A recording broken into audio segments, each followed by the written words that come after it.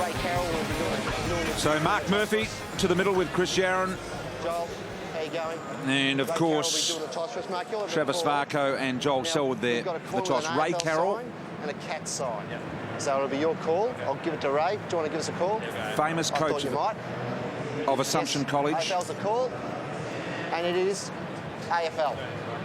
Got any fellas? So Mark Murphy goes to the right of screen as we're about to get this one underway. By the way, the stats here show that Carlton have never, ever beaten Geelong at this ground, Dave. Trying to work out why Travis Varco and Chris Yaron came into the coin toss. We'll get that to you shortly, but at the moment I'm a little puzzled by it. Hey, this is a big game for the Blues, and you look at their record against the Cats in the last decade or 12 years. They have not beaten them in the last 10 occasions and have had no wins here at Etihad Stadium, Richard.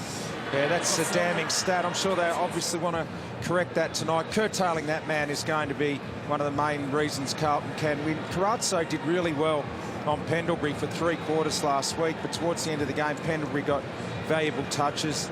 Can Carazzo do the job in Selwood tonight? And lots made of the start to the season, and often for good reason, because if you go back to the last 10 years, sides that have been 0-3 to start a year, only 3 teams have gone on to make the finals in the last decade. Geelong did it in 2004, Melbourne in 2006, North Melbourne in 2007. History just says that it is a long way back, and Carlton tonight have that stat to face if they can't get past Geelong. Well, you have to go 13-6 really for the rest of the season, and that is very hard to do because obviously you lose confidence losing those first 3 games. Mick hasn't done it since 1987. A Mick Malthouse coach team, BT, hasn't gone 0-3 since 1987. And they go to the West Coast next week, over in the West, BT, and that will be one of the harder road trips of the year. It will. I know one of the biggest things that Mick is concerned about is winning at this home ground of theirs, and so much so that he's made the field at Visy Park the exact dimensions of this ground here tonight to try and make the players feel a little more comfortable. That's the first thing he did when he arrived, is brought the boundary lines in. He's also been happy to play Yaron at half forward, and that was Carazzo going to Selwood as well, Richard. Certainly was. Get this one underway here. Round 3, Carlton Geelong out of the middle, and it's the Blues that get the start off the boot of Davies inside 50. Harry Taylor, been an incredibly reliable player over a long period of time. Enright's kick wasn't perhaps what it should have been, but Duncan able to finish here now. The Cats, an entry inside 50. Selwood stretching. Carazzo right on his tail. Kept it alive. Christensen there. Stevie J, a welcome inclusion back into this side. Hawkins and Podsy Adley. Little kick around the body. Here's Christensen. Got rid of it. Motlop gets a good look on the left. Sprayed it across the face. In that passage of play, you've got an example of what Joel Selwood does so well, and that was burst hard. Carazzo couldn't keep up with him, but his ability to get back to his feet in one motion, Joel Selwood, is almost better than any player I've ever seen. Lucas, quick feed of the ball out to the skipper. Opportunity further afield for Sam Rowe there, who had a really good game last week as well. He did, and Chris Yaron started to get going last week at half forward. Corey Enright, very tough matchup for Chris Yaron. I think he may have too much leg speed, but Enright, so much experience. West ruck work. Gibbs got the end of it there. It was Mackie flying there. They can't let that happen. They can't let Mackie sit back and get in the hole like that. Judd, Simpson up in it in a tackle. Armfield's in there. Bartel puts the bear hug on, and that ain't going anywhere. Travis Varco has started in that defensive unit for Geelong. I like it. You see him there at the back of this stoppage. He's on Garlett. He can provide plenty of run from there. 2 wins for the Cats, none for the Blues. They're desperate for a win, and it's a throw. Just keep an eye on Dennis Arfield, who started up forward as well for the Blues. He's going to play a defensive role, and I think he's trying to pick up Corey Enright as a defensive forward at the moment. We'll keep an eye on that. Steve Johnson, it's a hold. 50-metre penalty here. Steve Johnson. Steve Johnson. Thanks, mate. So the umpire's picked up an off-the-ball hold. Stevie Johnson had his jumper held. You could hear that very clearly coming through from the umpire. Got over that knee injury pretty quickly, Stevie J. Kick wide is a good-looking ball, and he finds Lonigan on the lead. No other player could have touched that ball. It was so well presented. One-step kick, 45 metres, didn't go above waist height. Nice inclusion. The 100th gamer, Lonigan, searching ball to the top of the square. West and Cruiser go at it. Think about that pass there from Stevie Johnson. He's that smart with the football. He actually drew Lonergan into the ball. Lonergan didn't have to wait to lead BT. They're the best passes as a forward, aren't they? Absolutely magnetic, wasn't it? The way it drew him to the space. Johnson sees the space quicker and before anyone else does. That's why he's so good. There's Cruiser, good hands. Under pressure from West. I thought a big night for Matty Cruiser tonight. He's playing on Trent West. We know that the ruck stocks for the Cats have been decimated, and I think he really is due for a big game tonight. Ponzi Adley from the side really attacked it back into the side, of course. The man that had his appendix out, Hampson. And he's winded himself with that big leap as well. So just standing off the pack here to the left-hand side, Hampson. Stokes has lost his boot. But the good attack on the ball from Hampson. You know, he's been off with that appendix operation to come back and throw himself into the contest like that and know he's okay. That'll do his confidence the world of good. Bartel. Stokes. Taylor Hunt. 50 without great authority. Now Jamison. So a funny old start. Bit of kick to kick in this game as Yaron knocks the arms of Stokes. Marco, very, very cautious start, Richo, by both sides. Just feeling each other out at the moment. Any midfield matchups you can see down there, Lingy? Well, you boys mentioned Andy Carrazzo and Joel Selwood. The other close tag that's being played at the moment is Taylor Hunt, who's got the job on the Carlton skipper, Mark Murphy. Former premiership skipper, Cameron Ling, down on the boundary line for us. Here's Harry Taylor. Almost a deliberate flick up and then got the handball wide. Some talk during the week about him perhaps running out of contract and going back to Western Australia. Here's Hawkins. Round the corner, low presentation of the ball is good, so this looks good for the Cats. See Scotland getting back into the hole, does that really well. Christensen, little ball, top of the square. West attacked it, no one else did, they all dropped off. Chapman. Eventually Henderson to tidy up, got a bit of time. Funny start to the game. Gee, Trent West is pushing forward really hard on Cruiser, making him defend and leading out of the goal square. And Richard, I think the tactic there is trying to make him run, try and tire him out a little bit so he doesn't have that energy in the ruck contest where he has an obvious advantage against the Geelong opponents. Robinson. Mackie able to take the mark. Short ball in, couldn't control it, off hands here. Rowe was the initial interceptor. Now Scotland, a really welcome return back into the side. Heath Scotland, game 245 for him. Here's Enright at half-back. So Carlton at the moment not getting any clean possession. Taylor Hunt just gives it back to Corey. Gee, they're going for a lot on their kicks at the moment, both sides. Tui was in there. Did he dispose of it correctly? I'm not so sure. Once again, tries to pinpoint the target there, Corey, and they turn the ball over again. That's a head-high tackle on Duncan. Chapman. Low ball. Hawkins, great hands. Some worrying signs here for me for the Blues, Richo, on a number of fronts is the amount of space inside forward 50 at the moment for the Cats. You looked up and Hawkins had 30 metres one-on-one, and that was just a gift for him. We look at Duncan's head-high tackle, a little bit stiff there. I don't know what Tui could do, but look at the space for Tom Hawkins inside 50 and the outside run at the moment. The Cats just seem to have all the space and all the run. Well, double the possessions so far for Geelong, and Jamison played well on Cloak last week, but you cannot do anything when you get lace-out service like that. Hawkins, good look at the angle here. And that one needs to bend left to right, and it will not. So it's again across the face there. That northern locket end of the ground. Roof closed, grey old day in Melbourne. A little bit of light rain falling here and there. Kick back into play, picked up by Hawkins, wound up on the non-preferred side. Now Carlton must knock it out of here or they'll be pinged. Carrazzo will need to move the ball out of the area. Suck it back in, and they really don't want it to come out of there, the Blues. And they are dealing... Geez, they're letting it go. Are they ever? Very, very lucky. They just don't want to ball it up, do they? They just want it to spill out.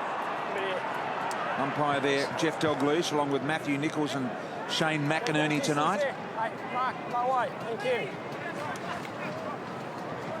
Blitzarves, the ruckman's just come on the ground, knocked down to Murdoch.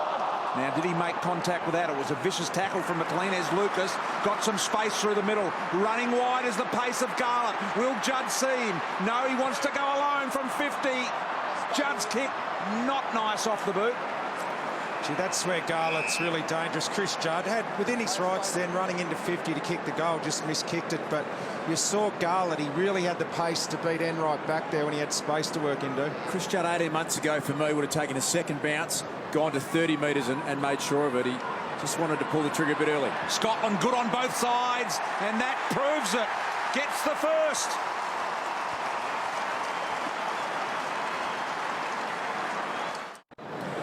Game number 245 for Heath Scotland, and started his career at Collingwood, and that is a big goal, Richo. As you pointed out, right against the run of play. They have been dominated in every other area of the game, but it's all about kicking goals, and they're in front. Judd.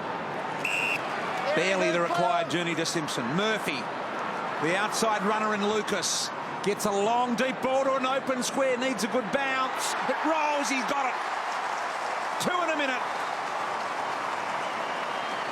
And Lucas makes the second. Carlton have started both of their games this year prior to this one with the first 3 goals of each game. They may well do it again. Well, that was just great. And we're just talking, footy's a game of momentum. Geelong had all of it early in this game. That's just a long shot from outside 50. Got a nice bounce, but Geelong didn't make the most of their time with possession and momentum in the game, and all of a sudden Carlton kicks 2 goals. I feel like they're going to need to kick midfield goals. They got a goal from half-back and they got a goal from Kane Lucas. There's their forward structure, and it doesn't put a lot of fear into you at the moment. You've got Sam Rowe down there, you've got Sean Hampson, you've got Arnfield, who's playing a defensive role. Jeffrey Garlett, you feel, needs to have a big night. We know there's no Eddie Betts, so there's not someone I'm looking at in the forward 50 who thinks going to kick a bag of 5. So big effort from the Carlton midfield, I think, required tonight. Rowe into the ruck. Stevie Johnson got taken high. Name up, please. Ball back. Play on. Johnson wide to Matthews. Work down from half-back. And Jamison, a hold there. Yes, it will go against Jamison. Free kick will go to the big fella down there in West. 6 free kicks to nil for the Cats. Trent West leading out there on Jamison this time. Jeff. Not sure he needed to Goal square, Jeff. get hold of him in the rear there, because I think he already had him under the ball. Yeah, Tommy Hawkins has come off the ground, blitz us into the ruck, and West to full forward. Really difficult angle here for West as he comes in. He copes with it really well, though, and kicks Geelong's first.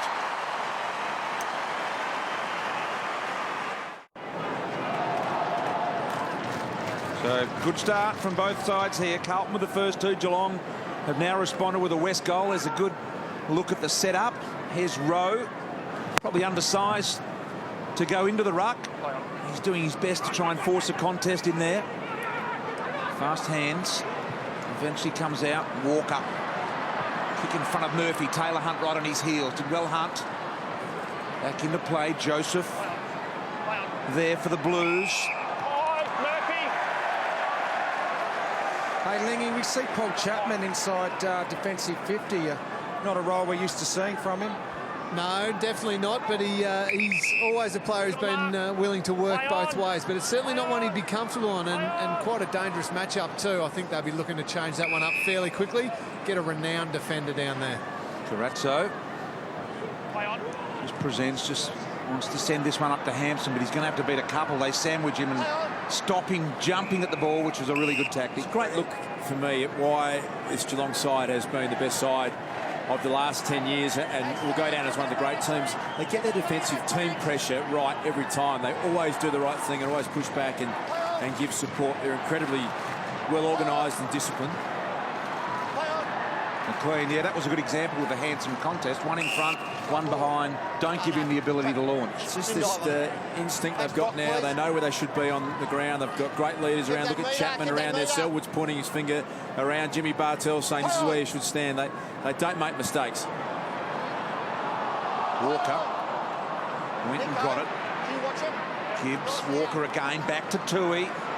Did well, straighten up, needs to launch a long ball for the 3rd goal of the quarter for the Blues, and this And on the back of what you boys were saying just then, it was great to watch Paul Chapman, as we mentioned, had the unfamiliar matchup of playing on Garlett. Very quickly was able to change it over at that stoppage and get the Murdoch matchup, the one they prefer. Out of the loop here. Here's Motlop inside to a vacant 50. Podsiadly starting to close in on this. Leads Henderson to the ball. Gathers. Little underground handball backwards was to Blitzers, but he couldn't do much about it. Carlton are the #1 long-kicking team in the comp so far this year, but the pressure Geelong are putting on, the Blues are having the handball a little bit more than what they'd like at this stage. Around the corner, the Cats. Stevie J, he just loves that situation, doesn't he, Bristle? And you knew that he was going to have a shot. Find some space where no one else can.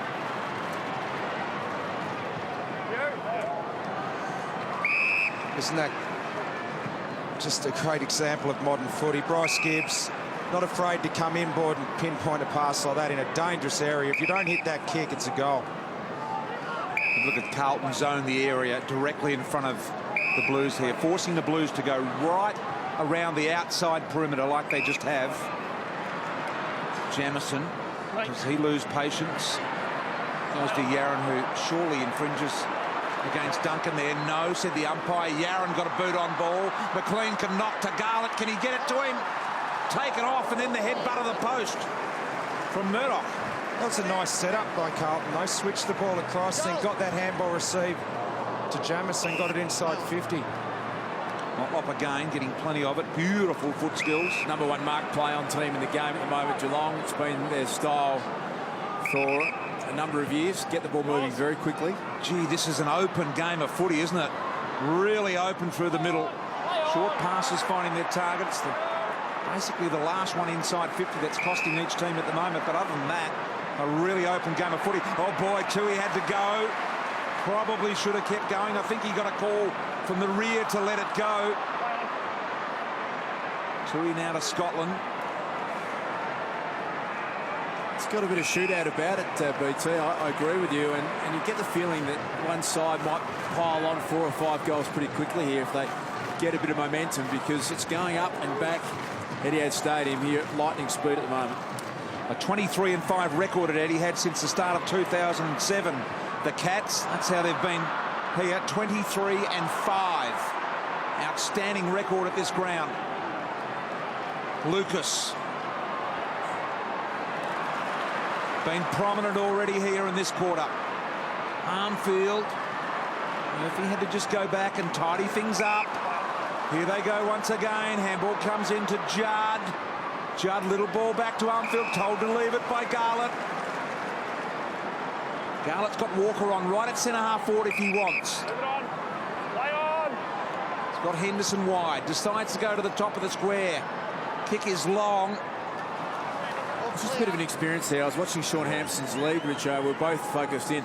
He just let himself out of the play and really needed to stand up and give them a target deep in the goal square, and Yaron had not really an option to kick to, did he? He led to a position where he was never really going to get the ball. The Geelong defenders knew that, didn't go with him, and hence they had 3 players in the goal square. The Hawkins, good hands to Selwood, didn't quite get the bounce he wanted. High tackle, now he can go deep and long, didn't have the penetration in the kick. Jamison can save the day, has to be real good. It's well done by Jamison. Now Simpson, quick hands, Walker, how good was that? Just got the boot to ball. Through the middle they can go with a bit of power. Got the handball off Davies. They go inside 50 again, the Blues. This time the defender Lonigan there to punch away. Enright under Yaron pressure. Did he attempt to knock it out? The umpire may well penalise here. No, he lets it go. Gee, they just seem to be holding on with that whistle a little bit more tonight. They really want it to spill out. They don't want to ball it up, and it's a little bit ugly at times. Particularly umpire Dalglish. She's been involved in all those they've let go so far. Cruiser over the back space. McLean snap at goal. That's magnificent work.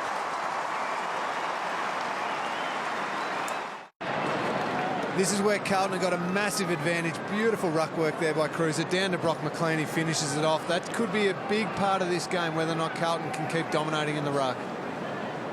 Why are we getting such a free-flowing game at the moment, Lingy, do you think? Well, I can guarantee it would not be an instruction by these two coaches. Mick and Scotty both value defence very highly, so I don't think it'll be in the planning, BT. That's what amazes me about it. Ball inside 50, Motlop, a hold, so he'll get the free. Interesting thing with Carlton games is Motlop will go back and have a shot, I think, here, just within range, is that Carlton have had a bit of shootout about them in the first 2 rounds. They've kicked over 100 points in both games and lost both games, so they are a bit more open. Free kick there, Richard. Yeah, held onto his arm, but that's what happens when you get one-on-ones and open forward lines. Defenders start panicking and grabbing arm. There was no reason to hold on then. He had him covered, but just panicked. From precisely 50, Motlop with a beautiful steering kick that just falls to the left. Kicks it so fluently, Motlop. Great to watch.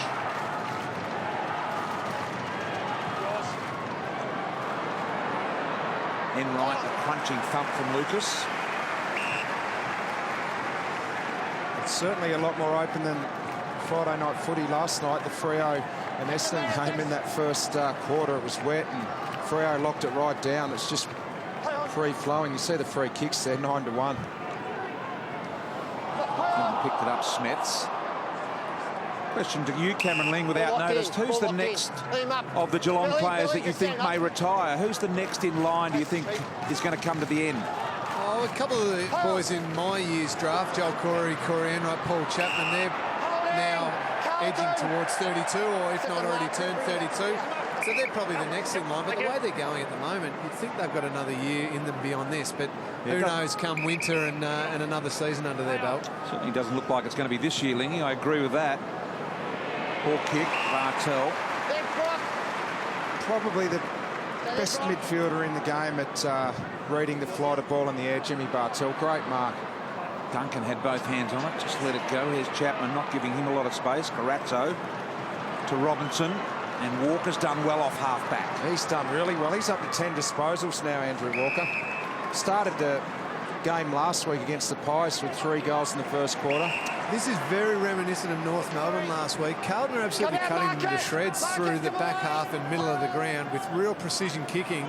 It's only been just at this part of the ground and slightly more forward for Carlton where Geelong have been able to hold them up. But at the moment, Carlton are dominating them with the ball use around the ground. Hey, Lee, while we've got you there, Joel Selwood, we can see on our screen around this contest. Can you give us 10 seconds on what makes him such a star in the game as he works over Chris Judd? He just wants to be the best and wants to win at every single thing. He's hard, competitive, very, very ruthless person, just a great person. Johnson, little right foot banana, the multi-skilled, the highly skilled Johnson. Tui under Chapman, pressure. Kept his feet, Tui. Did well. Well, there's some real alerts going off for Geelong here. They're allowing Carlton far too much uncontested ball, and that plays into the hands of Scotland, Simpson, Yarran, guys like this. Kick inside, and mark has been taken here by Rowe. And there it is there, plus 14 in this quarter. It's been a trend for the Cats so far this year, and if you allow guys time and space to use the football, that's what happens. They went from defensive 50 to forward 50, and the Cats didn't get near the ball. Kicked his first goal in his first game last week, Rowe. Here he is under the roof of Etihad, directly in front, 45 metres out. To get hold of the Blues' 4th goal. Looks pretty damn good off the boot, and the Blues have got 4 already. An interesting game to watch this one, though, Richo, BT and Lee. In the first 7 minutes, I thought this is all Geelong's way. They dominated possession. They had doubled the possessions. They were getting out. You couldn't see how Carlton were going to score with their forward setup. Since then, the Blues just haven't given the footy back. Cameron Link's pointed out the kicking skills off half-back. They've turned it around, and as we sit here now, a 16-point lead to Carlton. Got to make the most of your turn with the momentum, don't you? And the Cats didn't do it. Blues are making them pay now. I thought that was a throw out of the middle by Christensen. Umpire missed it, and here he is linking up here, and he gets a really good casual look, gets inside 50, drills it home. Boy, did the Cats need that, and Varco's got a shoulder problem. Just saw Varco leave the ground, Doc, because of this bump. What did you make of it?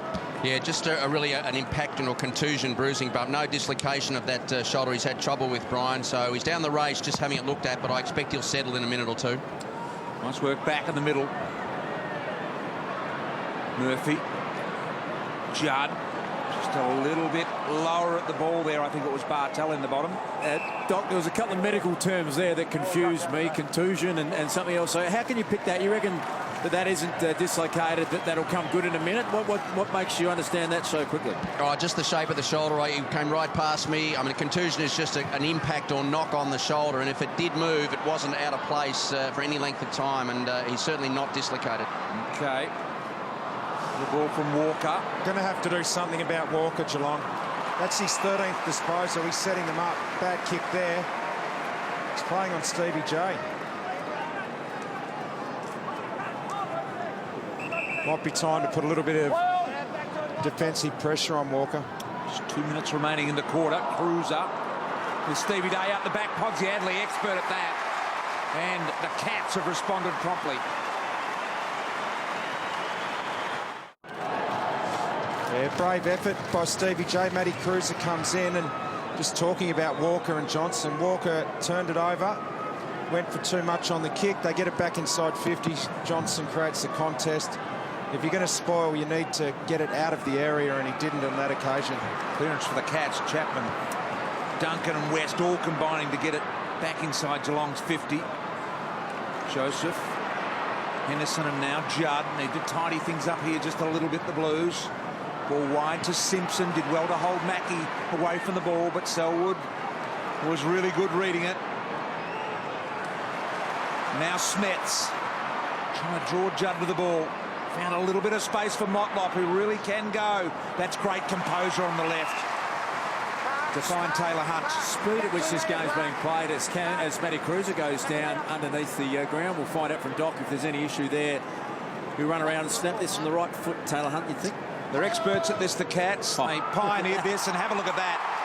That's a real difficult shot made look easy. And Geelong hit the front.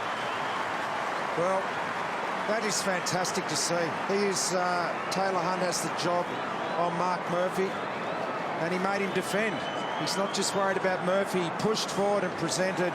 This was an outstanding pass from Motlop, but you'd love to see that. When your target presents, made Murphy defend, and the finishes first class, as BT just called it. The Cats are the best in the business at that. Really nice. Doc, any problem with Cruiser as we saw him go down the race just before that goal? Yeah, he's got a badly sprained right thumb, Brian. They're going to heavily strap up the right thumb and wrist area on Cruiser, and Varco's really sore from that hit on the shoulder. Sitting back on the Geelong bench, no sub-action at the moment, but he's still not right to go, Varco. Cats the last 5 inside 50s for their 3 goals. Just under a minute remaining here in this first term. Just started to move things along. Kick the last 3 to Cats. Another entry inside 50. Podsiadly says, who do I give it to? Finds Hunt. Oh, well played. And into Lucas. Back to Stokes. Gets around one. Pinpoint pass. Was it enough? Umpire says yes. Taylor Hunt can go back and kick the goal. Just barely 15 that, but you called it 5 minutes ago, Richard. So when you've got momentum, make sure you score, because it is just zipping around Etihad Stadium at the moment. There's space everywhere.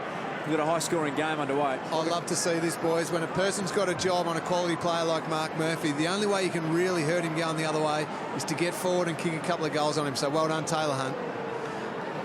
So Hunt from about 45 metres out directly in front to extend the margin, and he does very nicely to 8 points nearing the quarter-time break. Well, sorry, Das. That's 2 in a row. Mark Murphy won't be liking that. There's so much space in Geelong's forward line this last 5 minutes, because they rolled an extra number into their defence, and Carlton do not want that to happen. So Carlton had a 7-man forward line. Geelong have a 5-man forward line, and they've just got a heap of room there, Das. You just saw Stevie J in the live box there give it to Mark Murphy. He had some criticism during the week, Mark Murphy, about the defensive part of his game. And when the guy tagging you kicks 2 goals in a minute, it just puts a few doubts in your head, Lingy.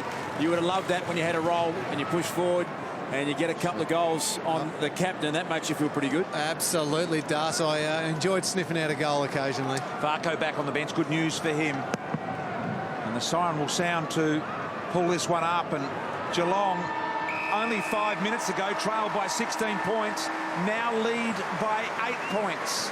So they finished with the last 4 goals of the quarter, as Carlton kicked 4 of the first 5 goals.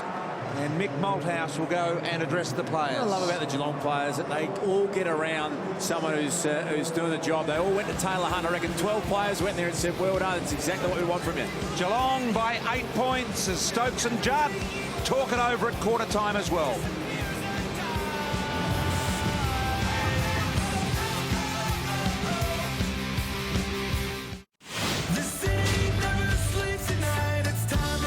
Eight-point lead to the Cats. Good start for the Blues, but it was the Cats that kicked the last 4 goals of the quarter, and that man there kicked the first goal of the quarter. The Carlton draft pick, first goal. Did either of you guys pick the first goal kicker there, Richard? Did you get hold of him? I didn't pick Keith Scotland, no. Pretty sure I had Heath Scotland. No, of course you did, Brian, Dust. the Carlton draft pick. Play along every week I do. Well, let's get down to Cameron Ling. Lingy, if you were coaching either of these sides, what would you be saying as a coach at the moment? Well, I'd be encouraging Carlton to make sure they keep possession of the ball like they did. They cut Geelong apart early on in that first quarter. Geelong came back fantastically well, as we all know they do. They just keep coming. Alan Christensen, very good for the Carlton. But the big worry for the Blues at the moment, guys, is you saw Matthew Cruiser go down the race late in that quarter. We still haven't seen any sign of him reappear. And Dylan Buckley, the man on your screen there, has taken off the green sub-vest. We think it might be Matty Cruiser who's been subbed out of the game, which would be a huge blow for Carlton. Of course, Dylan Buckley, the son of Carlton legend Jim Buckley, may be getting his first run. It certainly looks like he is, but no Matty Cruiser at the moment, guys. I will continue to update you as much as I possibly can. Good on you, Ling. I don't know whether you've got anything to add on the Cruiser situation. No, I was about to do it, Brian. He's definitely out. It looks like a crack in that thumb. He went down the race. They've had the doc went down them. Too painful to strap it up or get him back on the ground. So suspicion of a crack in the thumb for Cruiser. He has definitely been subbed out, as has Travis Varco with a sore collarbone from that big impact or contusion injury. He's too sore right over the AC joint, the collarbone, Brian. So both subs have been activated at quarter time. I was going to say the Geelong sub as well. So both subs activated. This means that both Caddy and also Buckley into the arena. Yeah, and the out for Cruiser to me is a massive, massive story in this game, Richo, because it means Sam Rose going to have to do a lot of ruck work. They've got Hampson as well. But that was their only real forward target from a key position sense. So that throws their whole team into disarray a little bit for mine. And Das, we know that Mick Malthouse coached teams. He loves having 2 big posts, and that was Rowe and Hampson. That throws the forward line out of whack now. One of those guys will have to do a fair bit of the ruck work, and Varco's a huge loss as well. Feel for him. Played 10 minutes of football last year and was looking really good at the start of this season. So that's a big out for the Cats. Gives them plenty of run. He's a big moment player, Varco. He kicks a goal when it's needed. He does something special when it's needed, as he did against Hawthorn in round 1. Tackles there 16-11 in favour of the Cats. Mark Murphy will be keen to get off to a good start in this second quarter. His opponent, Hunt, kicked the last 2 goals for the Cats. Not a lot in the stats that quarter time. It was just a game of momentum. Geelong had it early, didn't make the most of it. Then Carlton had all the momentum, then the Cats pegged them back. Blues have gone with Hampson to start in the ruck in the second quarter, and Bryce Gibbs is starting up forward. Mark Murphy also is going to come in off the square to see if he can shake the tag. Hampson and West in the ruck. Robinson with the clearance. Directly inside 50. Yaron scrapping for the ball. Armfield knocking it forward. Gives an opportunity here. Buckley. Gee, he had some pace. Fantastic. First kick in footy. First goal in footy. What about that? And Dylan Buckley has come on and kicked a goal. How exciting was that, Richard? Look at the leg speed. He exploded then, Das. Well, I'm thinking, who's that? We haven't seen this guy before, and we haven't. That was his first kick in league footy. Son of triple premiership player Jimmy Buckley, as Lingy pointed out. Could you ask for a more exciting debut and a start? That was just brilliant, and his teammates loved it. He loved it. Brilliant stuff. Famous number in footy, the number 7, Wayne Johnston, Brett Ratton, Teddy Hopkins, if you want to go back that far. And now Dylan Buckley, the son of Jim. Well, he displayed what he's got already. Great skills to finish around the corner and electrifying pace. Strangely enough, they reckon that's not his strength, the kicking side of things. Really? But the competitive side of things is his go, apparently. Back inside 50. A little nudge there from Lonigan. We'll see Rowe get a look here. Carlton, 2 actions. 2 actions. One to bump out, and it doesn't matter if you bump them out of the Richo, wide. you would have One kicked to bump him 1,000 out, one to goals go if they back. had paid those free kicks back in your day. Oh, I don't know about that, Lingy, but yeah, certainly not much in it. You don't get much as a defender these days. You know what? That wasn't there. That is just That's tough. Use of your hips. Wasn't any hands involved, and a stiff decision. Can't use the body at all if that's a free, Richo. Yeah, we might as well give up on marking contests. There's Rowe. Really line ball decision. He likes his work, though. Kicks his second. Well, we're only 2 minutes into the quarter. A first gamer kicks the goal. A second gamer kicks the goal in the second minute. And this time, Rowe with his second goal of the game. So Carlton back up by 4. Here, in a very clean, clinical game of football. Even that clearance then, evidence of that, Harry Taylor. That's Mitch Robinson's third centre clearance out of 3 centre bounces. Really good to have him in the middle. Bit of grunt for the Blues. Absolutely, Lingy. It's Walker. Nice little chip out. Once again, really tidy up their footwork here, the Blues. A nursing ball to Armfield. See Geelong streaming forward to the ball now. Walker was a really good player in that first quarter. Long to the contest. Lonigan the punch. Judd the front and centre. Lucas there. Duncan's got him, but the strength of Judd. What about the banana? No. The centering kick. In comes Hampson. In front almost Mark Joseph. Stokes almost caught. Judd, did he get in the back of Mackie? Yaron went to ground. And a trip. Oh, that was Geelong's way. That's the new rule in play there, the sliding into the knee rule. But Mick Moldhouse would love that forward pressure. It's fantastic. It's just sensational. Tackle after tackle, and a little bit unlucky to give away a free kick. Down the line, West. Jamison perhaps didn't have it before he was tackled. The back door. Christensen was there. Tui, the strength. Went the torp. Robinson got a fair bit of it as well. Rowe and Yaron. Boundary line will beat them all. Hey, Richo, BT and Lee, some devastating news coming through. We're just getting a tweet through that Jonathan Patton, you can see there, this is officially from the Giants, has torn his right ACL, the #1 draft pick, key forward, and that is absolutely devastating for that young man and the whole AFL community. So thoughts are with young Jonathan. Shocking news there. He did have a suspect knee last year that he had some treatment on, didn't he? Yeah, well, we don't know if it's the same one, but he did miss games with his knee last year. Stay with us. We'll be talking about that and updating with all the details at half-time. That's shattering because he showed a little bit in round 1, kicked 3 against the reigning premiers. Enright down the middle. Hawkins just the one hand up. Here comes Robinson. You know he's going to be hard at it, and he is. He makes everyone else think about it. Gee, Motlop come in. Got in the way of a couple. Robinson in there, scrapping it up, and he's been the difference, as Lingy said, in this second quarter.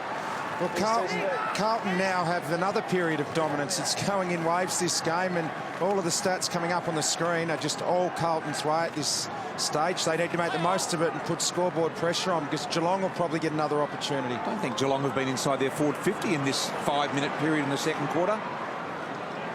Here's Garlett. If they did, it was only fleeting. Armfield looking to draw the player away from Murphy there. They had to concede ground. Now Garlett. Centering ball needs to be good. Got down well. Umpire said it hit the deck. And therefore play on Scotland with no prior opportunity. Deck, guys. Good to stay. He's back, Joel. Thanks, mate. Andrew Walker is up to 15 disposals now, and at this stoppage, he's just standing around on his own. Stevie J has pushed back in defensive 50 his opponent. Last 10 inside 50s have been to the left of your screen. 6 by Geelong at the end of the first quarter, and now 4 by the Blues, and here they go again. Duncan, he didn't dispose of that correctly. Play on, and Garlett makes them pay.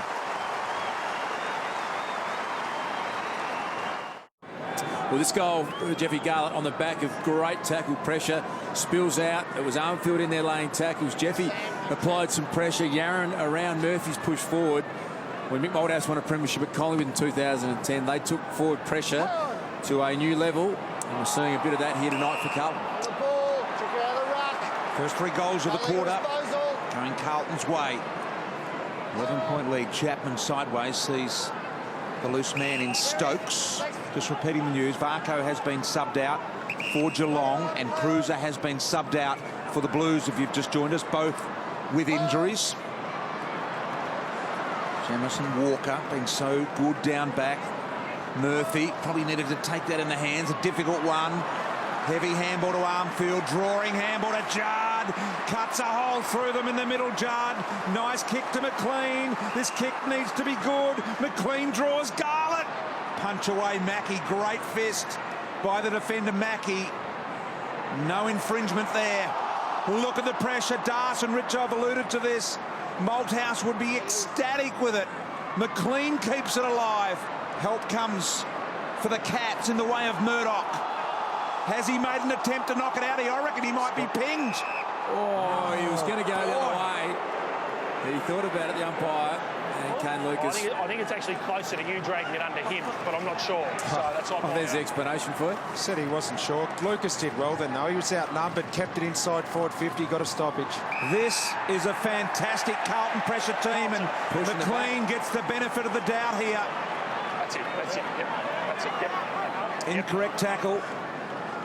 Got into his back. Again, not a lot of argument from Jimmy Bartel here, just fell into his back. And Umpire said they were going to be stricter on that interpretation this year, didn't they? That's a free kick. Jimmy can't argue too much with that one. That looks very similar to one that won the game for him last week. It's a good point, Lee. Here is McLean for the fourth consecutive goal in this quarter for the Blues. McLean opens the angle nicely, threads his second goal, and the Blues are on fire. Just got the breaking news in around Jonathan Patton, the Greater Western Sydney Giant, has ruptured his ACL, and this is the incident we believe looked fairly innocuous, but you could just see straight away put his hand up. The #1 draft pick. Devastating news for everyone in AFL football and for that young man. Look at that in detail at half-time. Stay with us there as this quarter is turning out to be a Carlton-owned quarter. Geelong responded to the fast start in the first quarter of the Blues. What have they got here now? Hawkins, been a rarity that it's gone up this end of the ground in this quarter. Handball into Motlop to Stokes. Stokes, a little one back to Motlop, caught in the Judd tackle. Dispossessing tackle.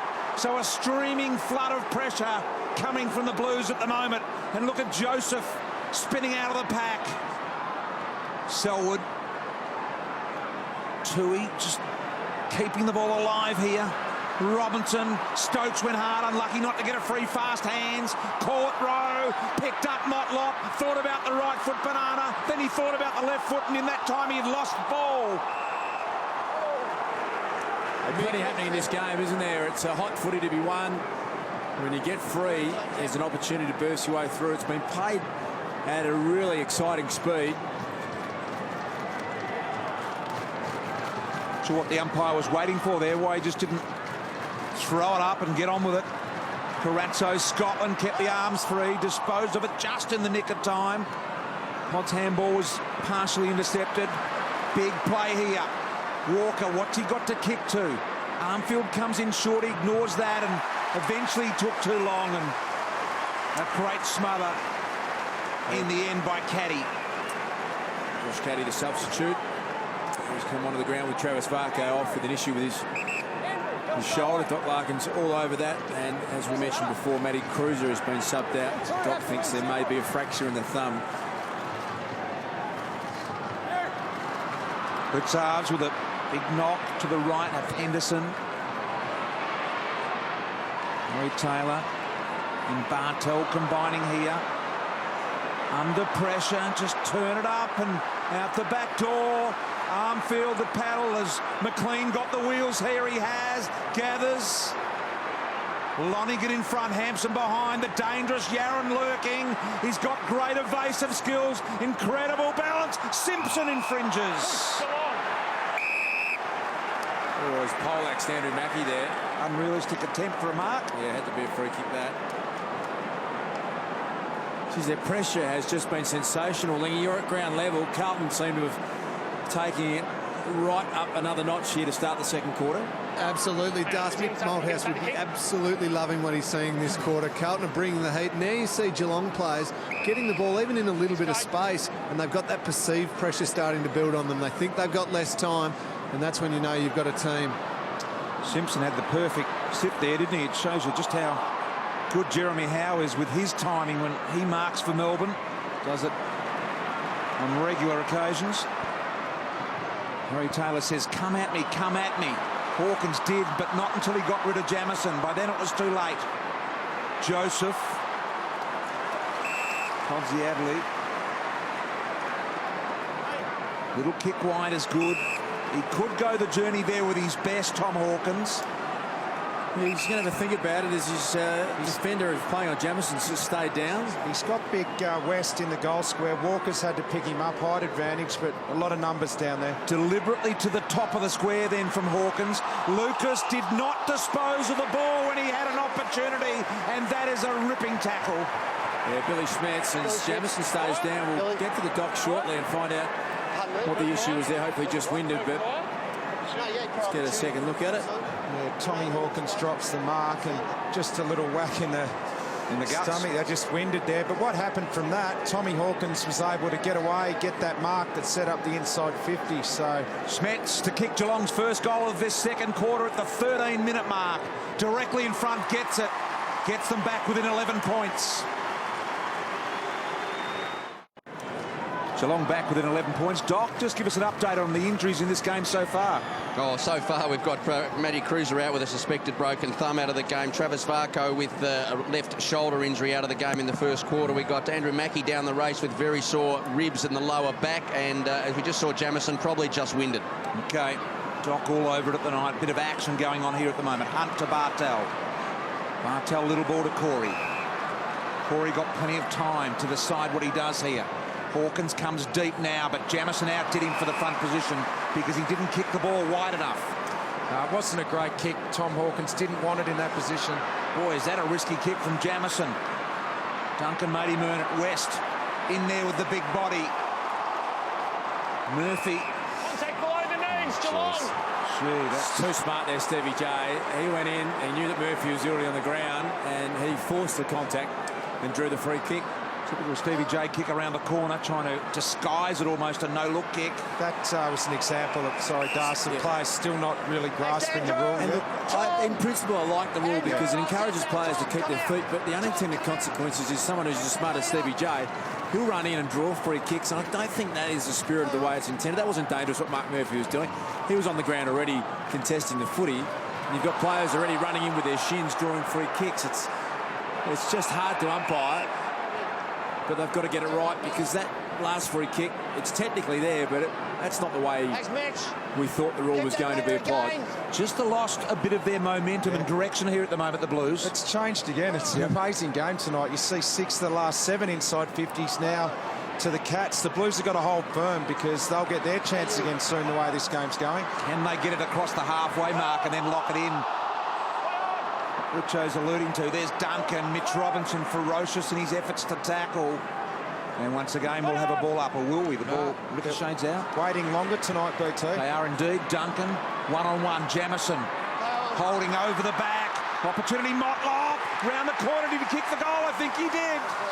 And they're back within 5 points. Talk about the ebbs and flows of this game. Now Geelong have kicked the last 2 to close within 5. After Carlton got the first 4 of the quarter.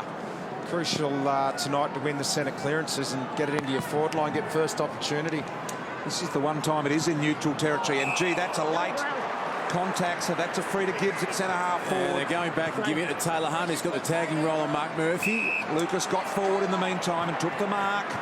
And the Carlton players still behind the play there. Walker gets involved. Not doing silly. Free kick's been paid. Yeah. Steve, walk away, please. A little bit going on out there tonight, Dars. Plenty of lip going around. A lot at stake here, isn't there? If Geelong start 3-0 with the big wins they've had, they are back on a roll again and heading towards another magnificent year with all their home games to come down at the stadium down there at Geelong. And Carlton, they need a win here tonight. Carlton. Kane Lucas for his second goal from 45 has sprayed it to the right. Must be that footy from Patterson's last night. I saw 3 of the best shanks you will ever see over there last night. They had a reasonable excuse. It was a bit slippery, though. Yeah, there wasn't much excuse with the roof on here at Etihad. Mitch Duncan would have enjoyed giving it to Kane Lucas there. Best mates from WA, those two. Often spend a lot of time together. He would have really enjoyed letting Kane know about that one. There's Stokes. Duncan. Well played. Was really clever. Loose players everywhere here at the moment. The Cats, Lonigan, gave it to Motlop. He was always under pressure, but he's got some toe about him and still did well to advance the ball. Gee, unlucky it didn't spill to Selwood around the corner. Hawkins, high ball. Harry Taylor in the goal square. Well, he had a mismatch. There's Jeffy. Right with that, Jeff. Chris, I don't think he enjoyed that. I think he thought... Not sure whether Taylor had been moved forward. He just floated forward. Yeah, but that's not the matchup he wanted. Jeff Garlett on Harry Taylor. One of the best defensive markers you'll see. And Well, he can be damaging when he goes forward. Once again, only a few minutes ago, Carlton led by 17. Now they down by 1 point. Hey, Lee, you want to have a chat to you about the slide rule. This free kick against Mark Murphy had his head down diving for the ball. Is that the way the rule should be interpreted? On reflection, it looks like it was probably there. Do you like the rule? Do you think it's being applied correctly? No, I don't like the... sorry, Das, I don't mind the rule when it's interpreted well. When it's a really dangerous one that could cause lower leg damage, absolutely. But not when a bloke's going to the footy just playing hard, low football. Let it go. Carlton playing some really good footy here at the moment. Kept his feet, Jamieson.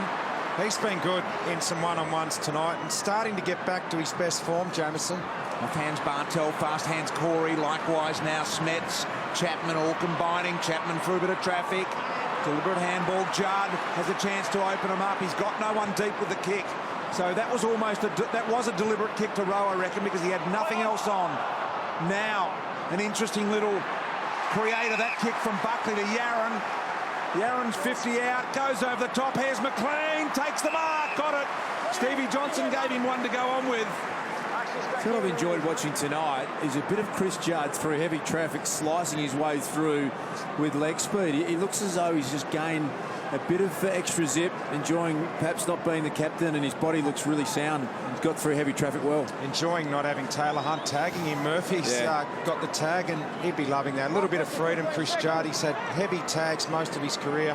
Brock McLean, he's running really hard tonight. McLean for his third goal here. He's turned goal kicker tonight to McLean. He's only done this once before in his career, kicked 3 goals. Has he got him here tonight? That one looks just offline. Yeah, just got back on that rule. It was brought in for guys that were sliding in hard and fast and running into ankles and knees, but that was pretty inconsequential, the Murphy contact on Johnson. He was already heading towards the ground. He has to have a right to go for the footy, and I hope we adjust that back as the season goes on, and it needs to be severe contact. We like the theory of the rule, but just don't want to go too far one way. Gee, I'd love to see you get out and umpire Richo and Das. Have a crack at it and see how you interpret it. It's not that hard, Mike. It is. No, it's not. Not bagging the umpires. Yarran, an open look from 40. He's a dead eye.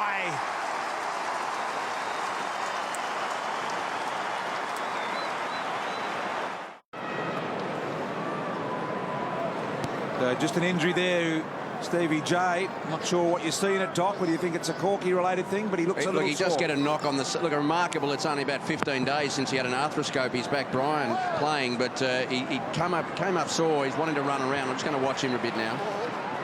Chapman. Hawkins dropped the mark. He probably should have taken in the end. Now Jamieson in a bit of a hurry. Stokes.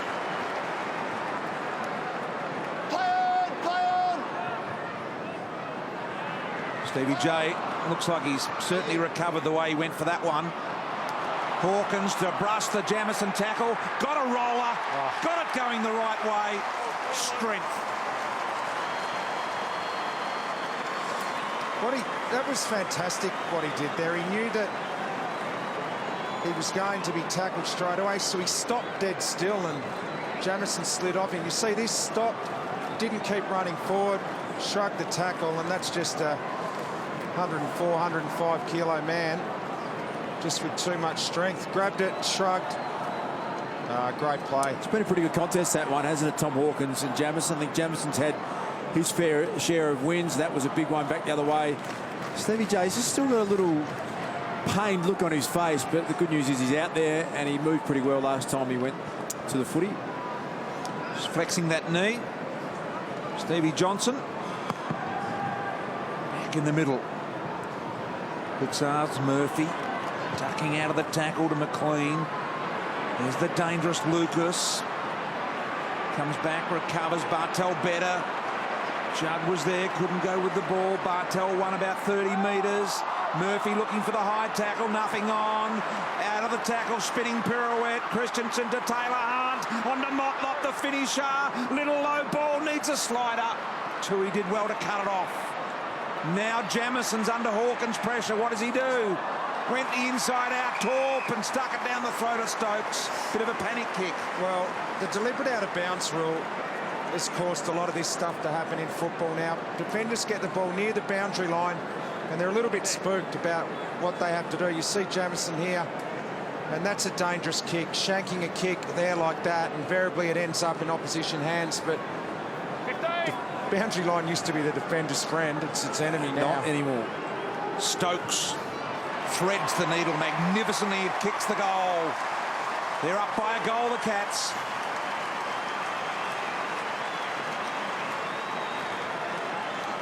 So it is the shootout that we thought was going to happen. It's goal for goal. 19 goals already, and we've still got 3.5 minutes before half-time. And it has just been one of those games as Stevie J still got a little bit of a grimace on his face. Yeah, the trainers kept going out to him, and he keeps shrugging it off. We'll go down to Doc. Yeah, it was actually that one of the doctors just went out and gave him some pain relief, Richo. So I know he's bravely on the ground, but he's certainly affecting that right knee. Staying out here at the moment, still flexing the knee, Stevie J. And Doc, just to clarify, that is his crook knee that he's had. It's the one that in the prelim final last year, that was the bad one that he had, and the 2011, and then he had an arthroscope only 15 days ago on it, Richo. Went over the shoulder. No advantage. Free kick Geelong, Blitzarves. Out of the middle. To end right. Now Bartel. He lined up the barrel then. Bartel didn't work for him, but nevertheless another entry inside. Joseph. Lucas did well to hold Stokes out of it. Christensen now muscles his way through. Hawkins again with some strength. Handballs into a dangerous position. Pods. Robinson bounces off him and shot at goal, misses. I wanted to go on with it a bit there. The Pod is normally fairly mild-mannered about it, but that was nearly a brilliant effort. He ricocheted off Mitch Robinson's bump and then spun himself around and nearly kicked one of the goals of the night. Walker wide. Blitzarves did well to control it. Fire the handball back to a bit of space. Here's Caddy. Showing a bit the blitz in only, what is it, his third or fourth game of AFL footy. There is a game with a left footer into the Taylor Hunt path. Little banana from the boundary line. Made look real easy. Got his third. Taylor Hunt on fire. Cats all of a sudden by 13 points. And look at his teammates get around him again. Richo, there's Blitzarves, who I really like the way he goes about it. This man has been set the role of playing on Mark Murphy, the Carlton skipper, to kick 3 goals in the first half. That is just an enormous feat, and his teammates are all over it. They know how big a role he had tonight, and he's doing it superbly. 3 goals as a midfielder in any game is a great effort, but when you're tagging the premium on-baller in the other team in Mark Murphy, it's nearly worth double. Have a look at the goals there, the last 10. It's just 3 to the Cats, 3 to Blues, 3 to Cats, 1 to Carlton, and another 3 to the Cats. Have kicked 6 of the last 7 goals here, the Cats. And a Taylor Hunt clearance to go with it long. Podsy Adley early. Hawkins at the back. Make that another 4 in a row. They lead it by 19 points. Their biggest margin of the game. They've done this right throughout the start of the season, the Cats. In the old-fashioned red time, they pile on huge numbers of goals, and it just looked like one of these games where the side with momentum was going to score heavily, and that's what's happened. When Carlton have had the footy, they've piled on 3 or 4 goals quickly, and this brilliant side, when it counts just before half-time, 4 goals in a row and a 19-point margin at half-time, pretty significant gap. What a turnaround. The 8-minute mark of this quarter, Carlton led by 17 points. Now Geelong lead at the 29-minute mark this quarter by 19 points. Out of the middle, what have the Cats got? They've responded every time so far in this game. Enough time here in this second quarter, 2 minutes left. There's the blitz wandering through the back half of your screen.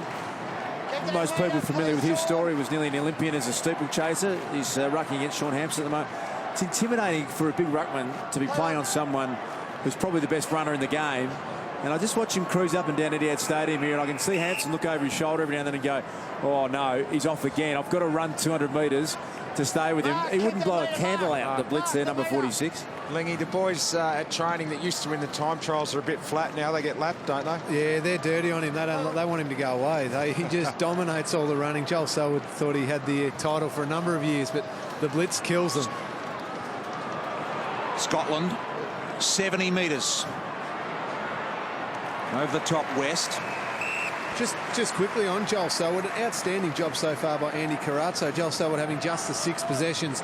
We know how great a player he is. It's a fantastic job by Andy. Well, both of the taggers for each team, they've done their job so far. Johnson. Minute 34 to the half. Garlett with a deliberate underhand handball to the Brock McLean front end. Here's Bartel tidying up to Motlop. Got a clean pair of heels, Motlop. Duncan had to go on soccer. Walker didn't have it. He'll get a free here. Carlton! Back, please! Andrew! Andrew Walker's been involved in most of the conversations out there tonight. So Judd trying to wrong foot Bartel, eventually to the top of the square. 2-on-2 here in front. Rowe couldn't hold the mark. Enright back into traffic dangerously. West just gets it out of the area. Jamison bowls over Hawkins. Tui's got it all to do. If Selwood runs him down here, he's gone. Really well done by Tui. Under extreme pressure. Hawkins. Still time. 35 seconds and a half remaining. Carlton can't allow another score here. Selwood still working. Davies. And eventually the numbers won it. There for the Blues as time's probably going to expire here in the first half. Tui's effort there to get a handball backwards. It saved the goal because there was no one in front of that contest and it was a 2-on-1. So great effort by Tui. And that would have hurt another goal. Just the old-fashioned slap there from Joel Selwood. Bit of a bitch slap. Yes. Saying do it again, says Zach Tui. Stay away. Come on, Joel. Come on, Joel. Stay away. Stay away. Stay away. So temper's just starting to fray here a little. And the attention is focused squarely at the face of Joel Selwood. Geelong have turned a 17-point deficit into a 19-point lead here. And here's what we saw with that little, sort of a little bitchy to the sort of rib area, wasn't it? I love a bit of this one to the face. Just a little bit and of a little slap to the just face a little bit. as well. The Irishman getting in his face, and Joel Selwood says, "I'm one of the stars in the game." Goodness gracious me! Out of my way. That. That'd be just another night at the pub in Dublin, wouldn't it? Just a couple of little slaps and very nice. Interesting game of football. Stay with us. We're going to update you with all of the details at halftime, including Jonathan Patton and that ACL. Geelong lead the Blues at halftime by 19.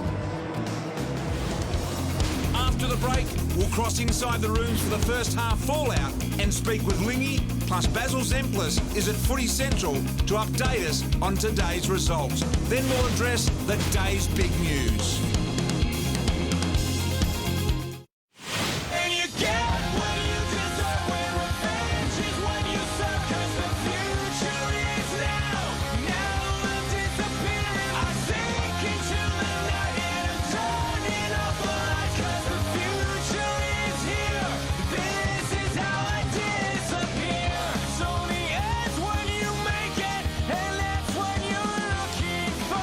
They start young and they really enjoy the opportunity here in front of the big crowd on the perfect arena that is the Etihad Stadium. Geelong bouncing back after Carlton to look to have them on the ropes early in that second quarter.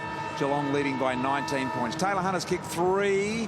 Brock McLean has got a couple, missed one as well. Sam Rhodes been good. Hawkins has been good. Some really good players. Walker has been great for the Blues as well. Let's get down to ground level Dr. Peter Larkins is down there with Cameron Ling. Take it away, boys. Yes, thanks, BT. Well, a couple of big subs early on in the game, Doc, and Carlton, obviously, they had the advantage in the ruck, but Matty Cruz has got down. What's the latest? Yeah, by quarter time, both subs have been used. Matty Cruiser with a hit on the right thumb. Initially, it looked like it was ligaments. They tried to strap it up, but it was really too sore. So the suspicion there would be there's more than a crack or something around the base of it. So he didn't even reappear. So I don't know whether he got a knock on it or what happened with it, but you just see the incident there. He lands actually, didn't see the weight on it, so probably will be a potential base of thumb, which can be a 6 to 8 week injury if there's a fracture in there. So that's a big one. And of course, we did see Trav Varco as well, who has got the lot of the dash. He took a very big hit into the left shoulder and then fell awkwardly on that. And I think we see the incident here. So first of all, a collision, and then it's the second one where he rolls. So he's said that he actually felt the shoulder sublux. So it's not out of place, it's just sore, but he clearly was sore with that. And the other one, Doc, here is Steve Johnson. He had the afterscope on the knee, copped a knock on it. Yeah, I think he got a little nerve pain. I mean, we've seen him run around in the minutes or two after he had some pain relief from that, and so he's probably loosened up. But again, he can stiffen up over half time, so we'll watch him closely this third quarter to see whether he's developed any swelling. So Stevie J could be limited. And given that there's no sub to use, boys, he's still going to have to play a big part in this game, and so important to the Cats, obviously. Very casual look from those two gentlemen down there. Look at them, Lingy and Docs, a very casual. It's the Geelong look, BT. Just really embracing a bit of rock and roll Saturday night, those two. Maybe getting a touch ahead of themselves. A little bit. Hey, not a great night for number 1 draft picks tonight with Jonathan Patton doing his ACL. And that's a bad one for Matty Cruz with 2 broken thumbs. You can come back and play maybe in 5 or 6 weeks, but they tend to stick around all year. Love the high-scoring nature of this game, Rich. I love when you get one that just throws up a 21-goal first half. I don't think either side would have come in and planned for it, but sometimes it's just the nature of the way it happens. It means to me that 19 points means nothing. That can be gobbled up pretty quickly. That man on screen there, fair bit of pressure on him. His opponent, I think, is best on ground, Taylor Hunt, and he just has to find a way to defend hard, but also find the footy. Yeah, Mick Moldhouse wouldn't like the fact that 78 points have been scored against his team up to half-time, and I think he'd like it to tighten up a little bit in this second half. Carlton have never beaten Geelong at this ground.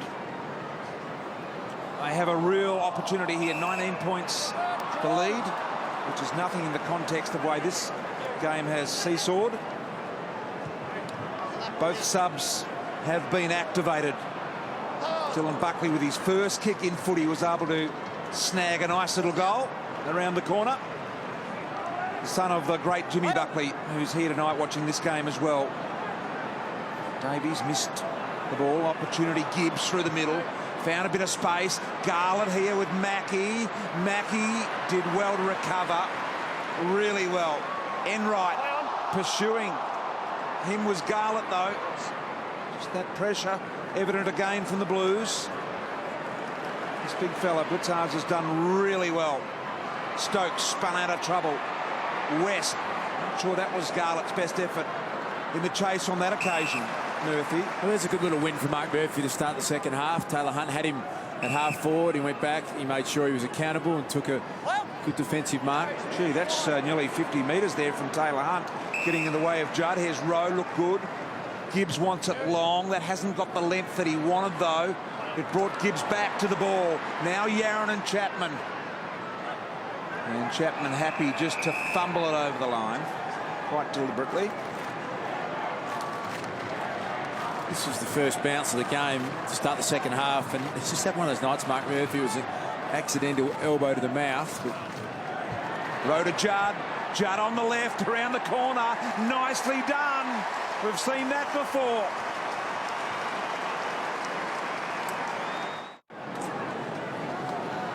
So Judd, not all that different to what we saw McLean do at the start of the second quarter. He's the great beneficiary, isn't he, Chris Judd, of the hard tag going to Mark Murphy. And as we pointed out, we showed Lingy a couple of times tonight as well. It just looks like he's got that real extra bit of zing back, Chris Judd. Just great stuff. Henderson, ball needs to be delivered nicely. It wasn't. It's a scary sight for opposition players when Chris Judd has got that explosive sideways movement. That's what always made him the best. You thought you had him covered, you thought you could tackle him, then in a split second he was just gone. And when he's playing like that, he's very, very hard to beat, and one of the absolute best. Like he's had real belief in himself, wanting to go sideways tonight as well at times, Judd. Taylor Hunt been a really Good game for him. Great kick to Duncan. Or was it Stokes? Stokes it was. It was. Over the top, comes to Hawkins. Hawkins around the corner. Podsiadly. Henderson arrives late. Now, this favours the left foot. Centering ball. Selwood's there. Yeah, Joseph made a mistake in the middle of the ground. He had a decision to make and he went the wrong way, and that allowed the overlap to this man here, Stokes. Joseph went to pick up another Geelong player and Stokes ran into space and created this opportunity. Good hands from the pod and great awareness to get it back into a really comfortable goal-kicking position. For Selwood comes in. He gets his first. Geelong back out by 19.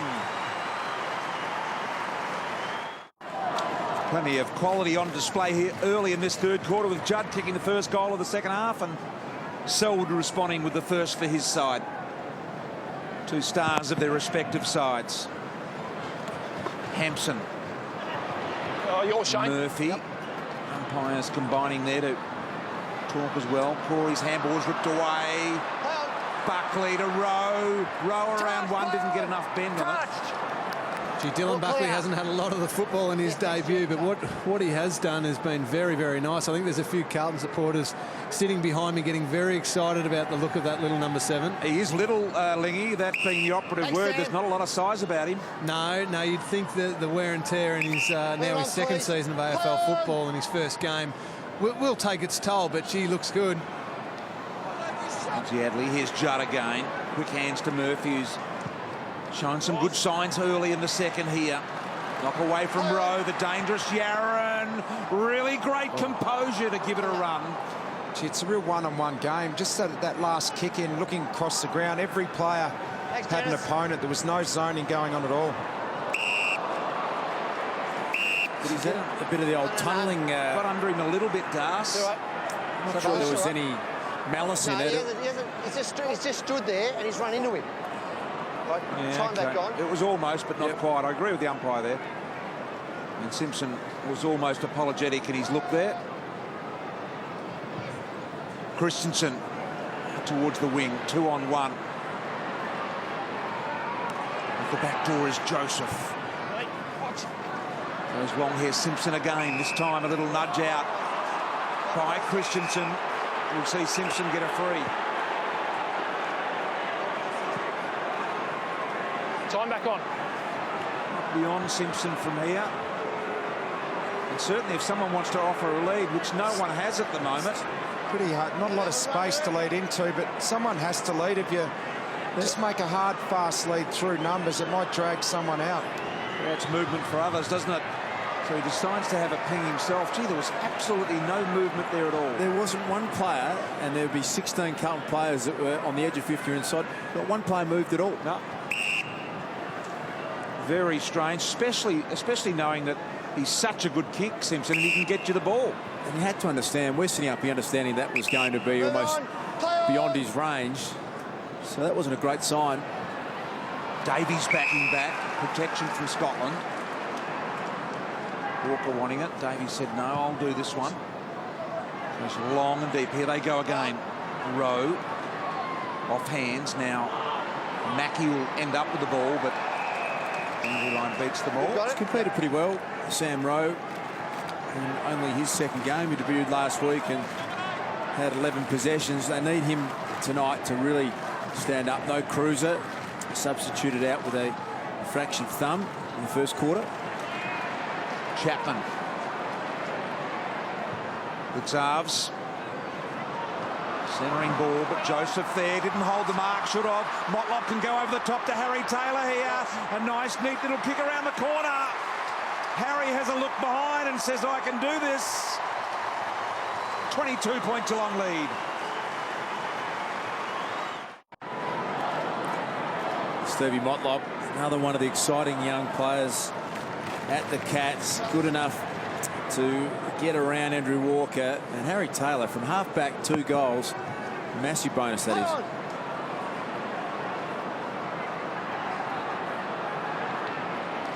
He's playing on Simpson at that centre bounce, Harry Taylor, and just simply wasn't chased.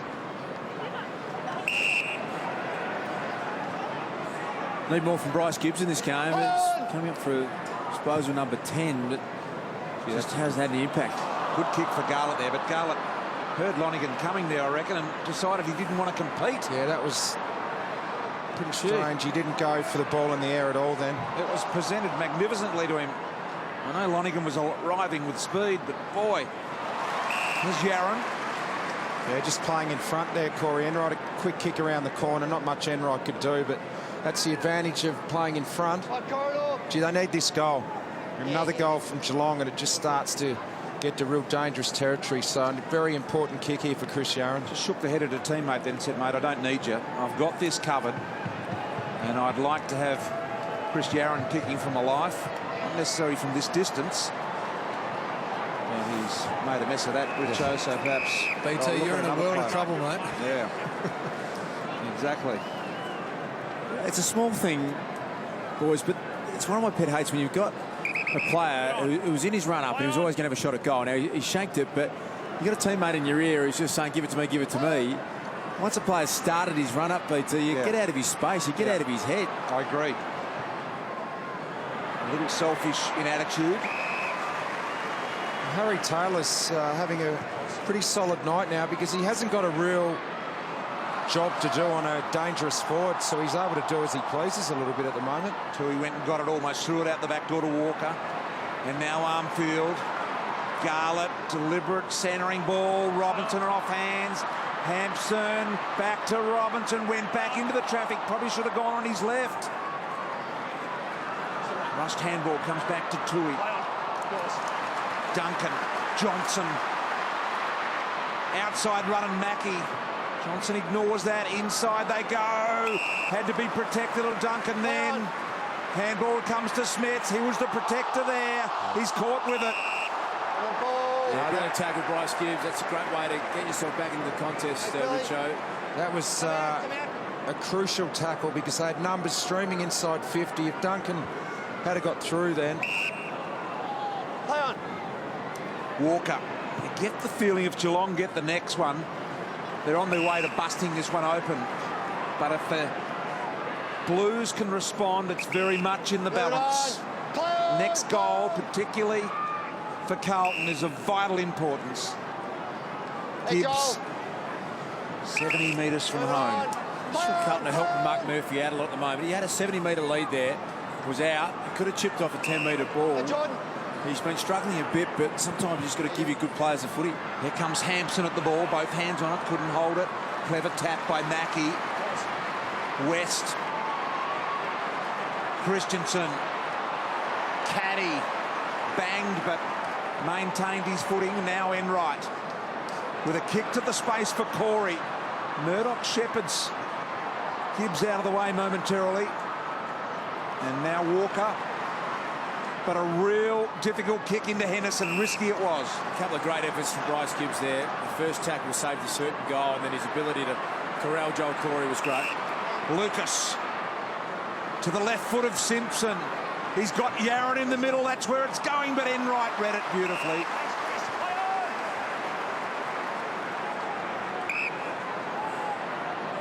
Bit of circle work going on here at the moment. Let's have a little look at Scotland a moment ago.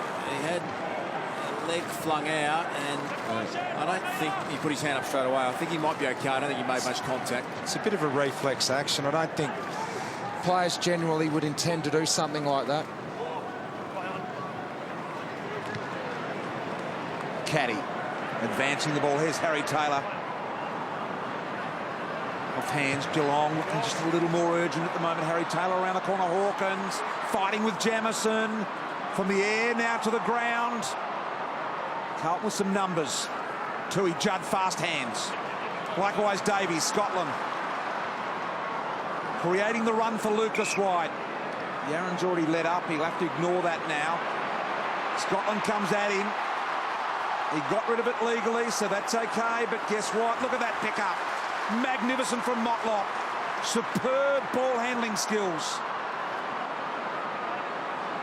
Well, that was really good play.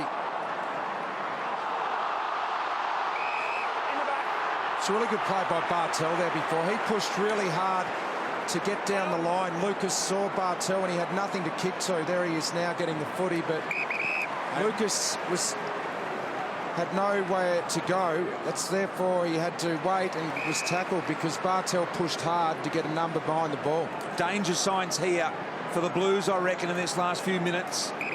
Geelong, while they haven't necessarily added to the score in that time, they've starting to look a little more accomplished here. Judd. Last line of defence. Kick needs to be precise. Armfield. I'm with you, BT. They really need to hold on here, the Blues. 22 points is the margin. It just feels like it's at that stage of the game where they need to get one back or it could be beyond them. No one between Yarran and the goal except for that man Enright. So he kicks it to space and hopes for a good bounce. Well, he almost could have summed that up slightly better, Yarran. It was Dylan Buckley in a foot race with Trent West, and he just needed to take a bit of the length off it. Buckley would have picked it up and run in the goal, but... Do you reckon he saw him? Probably just not. Maybe out of the corner of his eye. If he had been another 5 metres in front, Buckley might have seen him. Been good from these stoppages, the Blues. And here they are again, presenting another opportunity. Murphy leans back and kicks the goal. That's the one Carlton needed.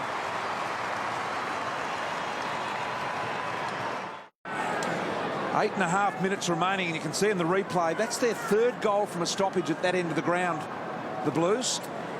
And great stuff from Mark Murphy. The only way to respond is to actually get out there, get hold of the footy, and he's pegged one back. Lonergan kicked 3 on him in the first half. It was a timely goal from the skipper. McLean been instrumental in those stoppages.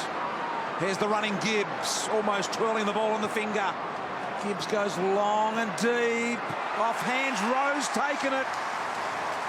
And that was well played and well led from Rowe. He turned Lonergan inside out, Richo, and stayed in the dangerous spot. It's been an issue for them. They haven't had their tools leading to a dangerous area. You can see Lonergan had to turn around and get back. Rowe stood there in the right position, and he's been pretty good. For his 3rd goal, Richo. Yeah, he's made a couple of good leads this quarter. Hasn't taken marks, but the ball's fallen really close for the Crummers. Great opportunity to get it back to 10 points here. Just when Carlton needed it. Rowe comes in for his 3rd and has slid it past the goal post. When the game is in the balance, boys, you need your big guns to step up. And over the last 5 minutes, Bryce Gibbs has really stepped up for Carlton. A couple of great defensive efforts, but then his run and carry and long direct entry to Rowe, and obviously Mark Murphy kicking the goal. If you can get your superstars standing up, it takes your team a long, long way. Jeez, that missed shot really hurts. Yeah. They had all the momentum, 20 metres out. Would have been Rowe's 3rd goal. Harry Taylor now looking for Smets. Almost got hands on it, off hands, picked up by Murdoch. Hammered it home, but missed it. Yeah, let the Blues off there. He's got great pace, Murdoch. Probably could have run a little bit further and steadied and kicked the goal. So a very manageable 16-point lead here now for the Blues. Oh, really manageable. It's a fast game. You can score those very quickly. See, that's a good kick. Simpson. Yeah, long lead here from Judd. And a little leg speed there, just too quick for Harry Taylor. Now Yarran and Garlett both in position. Garlett wanted it. He goes longer to Rowe. Rowe jumps, almost marks. Here's the dangerous Garlett. Tries to suck it back in and under. Not successful. And we'll eventually have a ball up as Buckley was in and under for the Blues as well. There's Penn. She nearly held onto it again, Rowe. He's looking really good. Didn't quite mark it, but the ball dropped really close. They get the stoppage now. 6 minutes remaining here. Caddy. Selwood's got the break on Cratso. No one between Selwood and the goal. Have a look at the way he's buying a bit of time here. Waits for a few players to get forward. Podsy Adley just put down the one claw. Murdoch kept it rolling forward. Got to go, and he did. I think it was Joseph in there. I thought he got one high.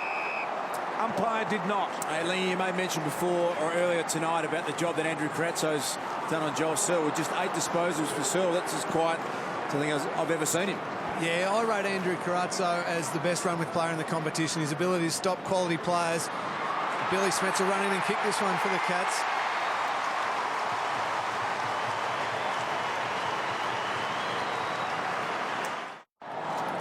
Just 3 kicks for Smets, but 2 of them have been goals. Okay, thanks, fellas. And that one an easy one. So back out to 22 points. Murphy has got Lucas really wide. He went for Rowe and didn't let him down, Rowe. Gee, that was a good kick. He was going to kick it a couple of steps before he did, Murphy, but... Gee, Rowe must have a lot of confidence. A good kick to Yaron, who will kick the distance, but... See if he can go better than his last shot, BT. Yep, we need to kick this one 45. It was all about this, though, wasn't it? Yeah, Mark Murphy, we paid a lot of attention to him at half-time. He got cleaned up by his tagger. Taylor Hunt the first half, 3 goals, and he has really responded nicely. 15 seconds. First-year skipper. The Blues, 3 goals, 4 from deliberate set shots here tonight. Yaron with a real important one from 45 out. Put it across the face. He's lost a bit of confidence with his set shot kicking. Yeah.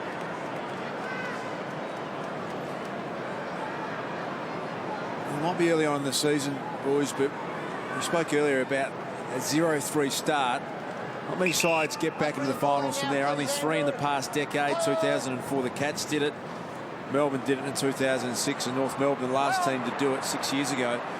So Carlton, they are playing for a huge amount tonight. They don't want to be 0-3. The clean ball was meant for Garlett, but Stokes got back in the hole. Could have hit Garlett on the chest, so terrific effort by Stokes. Murdoch. Halfback, so a really important 4.5 minutes coming up here now. The Blues would not want the Cats to score here. Mackie. Did well to hold them up there. When you get a mark in the centre of the ground like that, it's dangerous, but they got back and they forced the Cats just to go into this slow play here now. Caddy. Just trying to pick them open here at the moment, the Cats. Johnson says, come on, come at me. Motlop does, and he lets him down with the kick in the end. Now Motlop able to get the ball away from that contest. Ball back in the path there of West. Well caught behind Judd. Needs to be clean here. To Robinson, stolen by West. The big fella did really well. Armfield kept his footing. Some quick hands. Sees it end with Murphy, and now slides it to Simpson. 3:30 and ticking. 21 down. The Blues. Jamison long ball to the advantage of Garlett. That's a great kick. Now Garlett should take Caddy on. Hasn't got much in front of him there, as we see in that wide shot. Too slow, Jeffy. Here comes, he was waiting for Yaron. Brilliantly done by Corey. Johnson and Bartel, the 3 of them now. Yeah, poor effort from Jeffy Garlett. They had the fast break going. He just had to back his forwards in one-on-one. He wanted something perfect. It was too slow, allowed Geelong to get numbers back. He had options longer and further. Longer and quicker, I should say, and he should have taken it. Mackie, beautiful kick to Lonigan. Lonigan turns and he says, I'll kick it top of the square. They line up, Walker's at the back, got both hands on the ball. Smets has already kicked 2 goals tonight from his 3 kicks, looking menacing here. Murdoch. All fed out once again. Duncan on all 4s. Carlton sensing the importance of not allowing a Geelong goal here. Let's see what happens to this stoppage. Both teams look dangerous. Forward line stoppage work tonight. Just having a look who's around it, who's the most likely. See Motlop coming in on the fringes of it. Last hand's McLean. Murdoch, beautifully picked up by Motlop, but he was pinged the moment he had it by Joseph. Judd in real traffic. Got to go, Hampson. Needed to get the Dukes up there and preferred the chest as an option. Now Enright. Minute 50 in the 3rd quarter left. Geelong by 21. Hawkins. Too strong. Jamison, one of the 3. He plays on. Kicks around the corner, Hawkins. 27-point Geelong lead on the eve of 3/4 time. Just too strong there, Tommy Hawkins. Jamison wanted to push, but it was in the chest. Players love playing on now around the corner. And towards the end of that second quarter and now in the third, Hawkins is starting to get on top. Geelong by 27 now. Carazzo. Scotland combines here with Joseph, sends it in the arm field direction. Corey getting back for a juggling mark.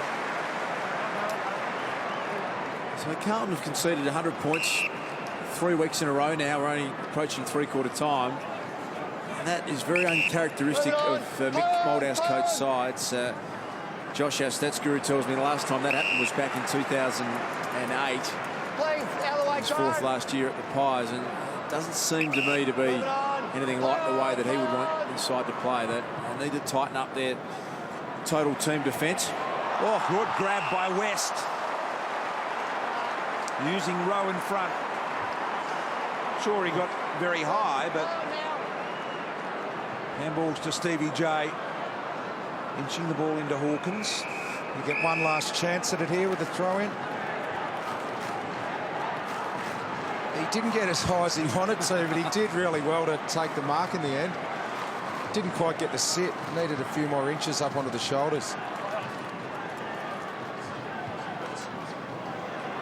Blues fighting to stay in this in the last couple of seconds. Johnson.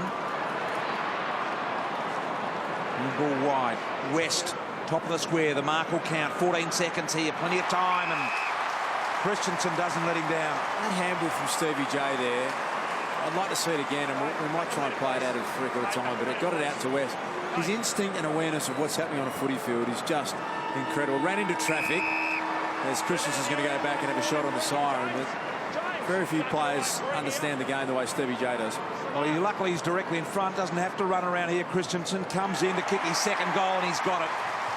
A 33-point Geelong lead here at half-time, and Mick Moldhouse frustrated, annoyed, and Geelong so good at getting themselves out of trouble.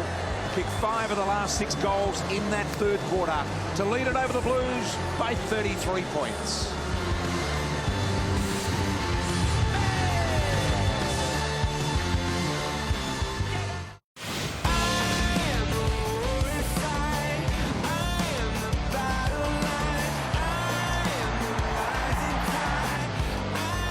A fast starting Blues. Podsiadly responded there with the goal. The second quarter, of course, saw Dylan Buckley come on and kick his first career goal in the absence of Cruiser, who was subbed out of the game. Motlop come on, went berserk, he kicked a goal. Hawkins got another opportunity over the back to lead by 19 points at half-time. And then, of course, in the third quarter, we saw Judd get an early goal. Looked like the Blues were coming back a little. He got them within 13 points. But then from that point on, the Cats controlled. Smets kicked his third goal and did really well. They lead by 33 points. The Cats here at three-quarter time over the Blues. 17-7, 109 to Carlton 11-10, 76. Let's get down to ground level. Cameron Ling's there. Lingy. Yeah, thanks, BT.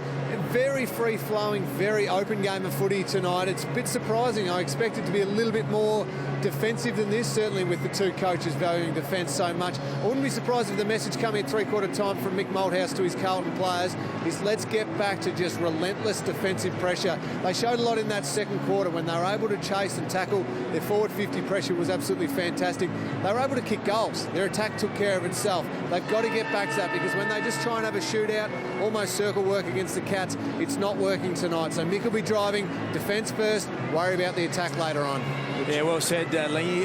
Got a few troubles, Carlton, as we see Mick an extended address and a fair bit of finger pointing at the moment and some instruction about how he wants his side to play. Cruiser, we believe the doc thinks, has fractured his thumb.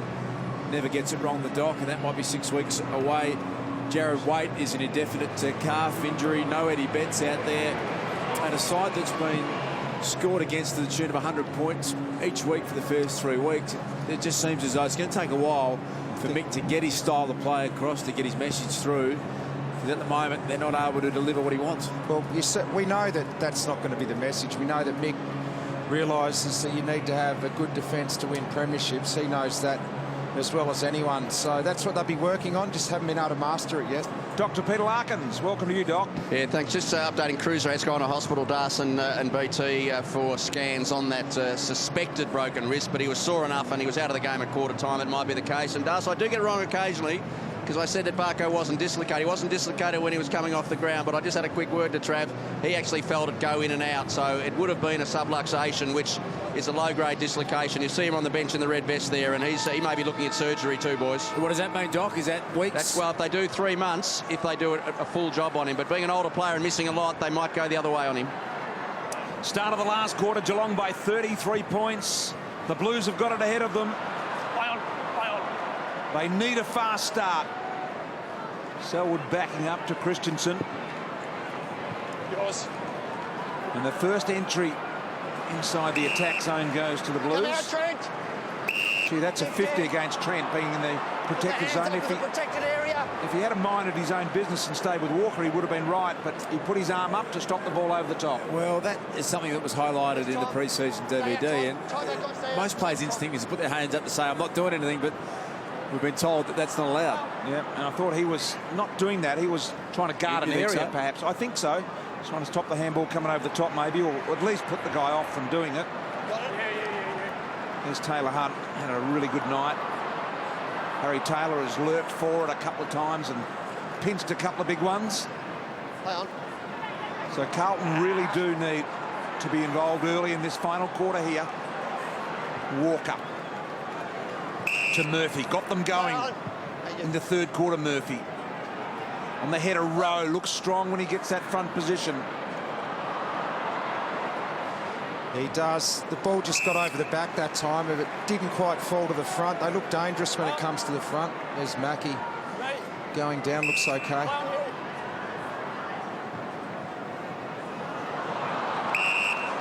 Play on. Now, Walker. They've been kicking early goals each quarter of this game, Carlton. They certainly need to hurry up and get on the scoreboard in this fourth quarter. Just got numbers back at the moment, though, the Cats. It's going to be tough to score. West is back there. Bartell's got back as well. Line of Carlton players behind the ball here, wanting the easy kick sideways or backwards. So that's by design, or... As you brought up earlier, though, BT, like, there's no one leading at the football, drawing players out. Here they go, Hampson. Judd heard the call out the back and sort of went for it. Christensen now sets up Selwood. Selwood can go here, needs running support, so just buys a bit of time by going backward. Very smart at that. Here's Christensen again, intercepted by Judd. Judd can get this deep inside 50. Little ball to Yaron, but he's been not so good on the set shots tonight. Chris Yaron. This one will test his distance. Doesn't go for it. Top of the square, poor kick. Yeah, he really just didn't sum that up well. He had to punch one low to Bryce Gibbs. Mick Moldhouse looks on. He's got some concern. Problem for me with Carlton's forward line is they're not getting easy goals. They haven't got confidence in Rowe in only his second game, or Hampson, that they're going to take a contested mark. So they're pushing out wide to the smalls, who are trying to take shots from really hard angles. Chapman. Good overhead. Michael. Thank you. Too far for him to score. Hawkins comes, he sends it over the top. Pugsy Hadley got the jump from behind here. Would come a couple deep. Well, through a bit of traffic. Walker now. Tui backed up from the ball, but it's going to come back at him now from Duncan.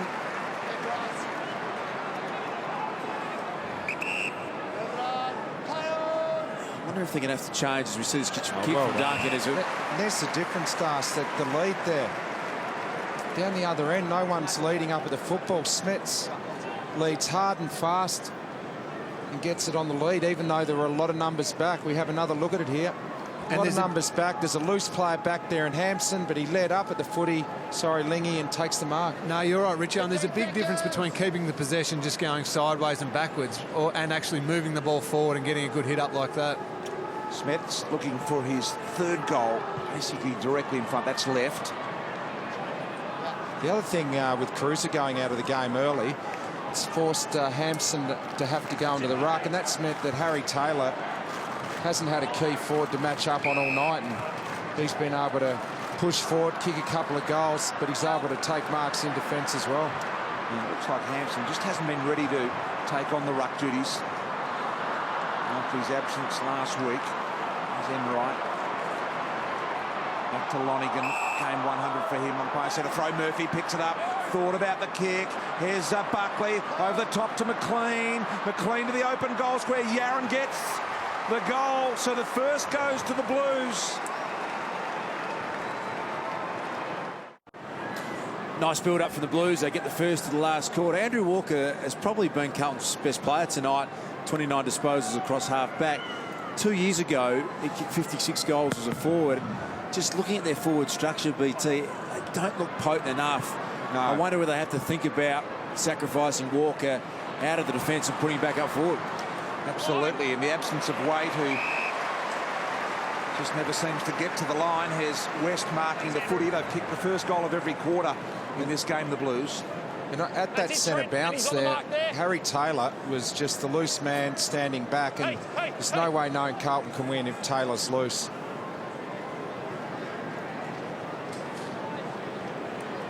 Good crowd in here tonight too. The top deck. 15, Trent. Plenty of patronage. Around about the 40,000. All three tiers with good populations as West comes in to kick the goal that fades to the right. Been a little bit to like about Trent West tonight. For me, he's playing his 44th game of footy. He's starting to come into the time of his career where he's feeling a bit more comfortable at this level and showing some good athleticism tonight. Buckley competing there with Bartel. Those who've just joined us, Dylan Buckley, the son of Jimmy Buckley, got his opportunity when Cruiser was subbed out of the game early. There he is, number 7, wearing the famous number 7 there. Scotland. Back to Tui. Slid underneath there. Poor kick in the end, and now Steve Johnson gives it to Motlop from inside the centre square to a vacant goal square. It stumps the bottom of the behind post. Be out of bounds on the full, I think. That's on the point post. Thank you. Just there. Funny little play on, but effective. Walker to Jamison. Now Jamison will be held up here. He's got Simpson short. Kick's not great. And Murphy's the longer option here. Yaron turns and will be front and centre on this ball. There's Gibbs and McLean all arriving. Got the good players around the ball here. Murphy to Judd in the middle. Judd can get clean ball and go here. He's got Hampson on the lead wide, and there's Lucas as well. It was a great kick. It was good by Murphy too to come inboard, open it up. They're going to have to do that, obviously. Chris Judd's been pretty good tonight too, boys. Yeah, we've said it already, BT, but gee, looks like he's running well. He's moving fantastically well. Hopefully his body is over a lot of those sore spots and he can have a huge year for the Blues. 27 touches for Judd. There's Lucas just inside 50, and he's really measured that nicely. So a bit of a chance here, the Blues.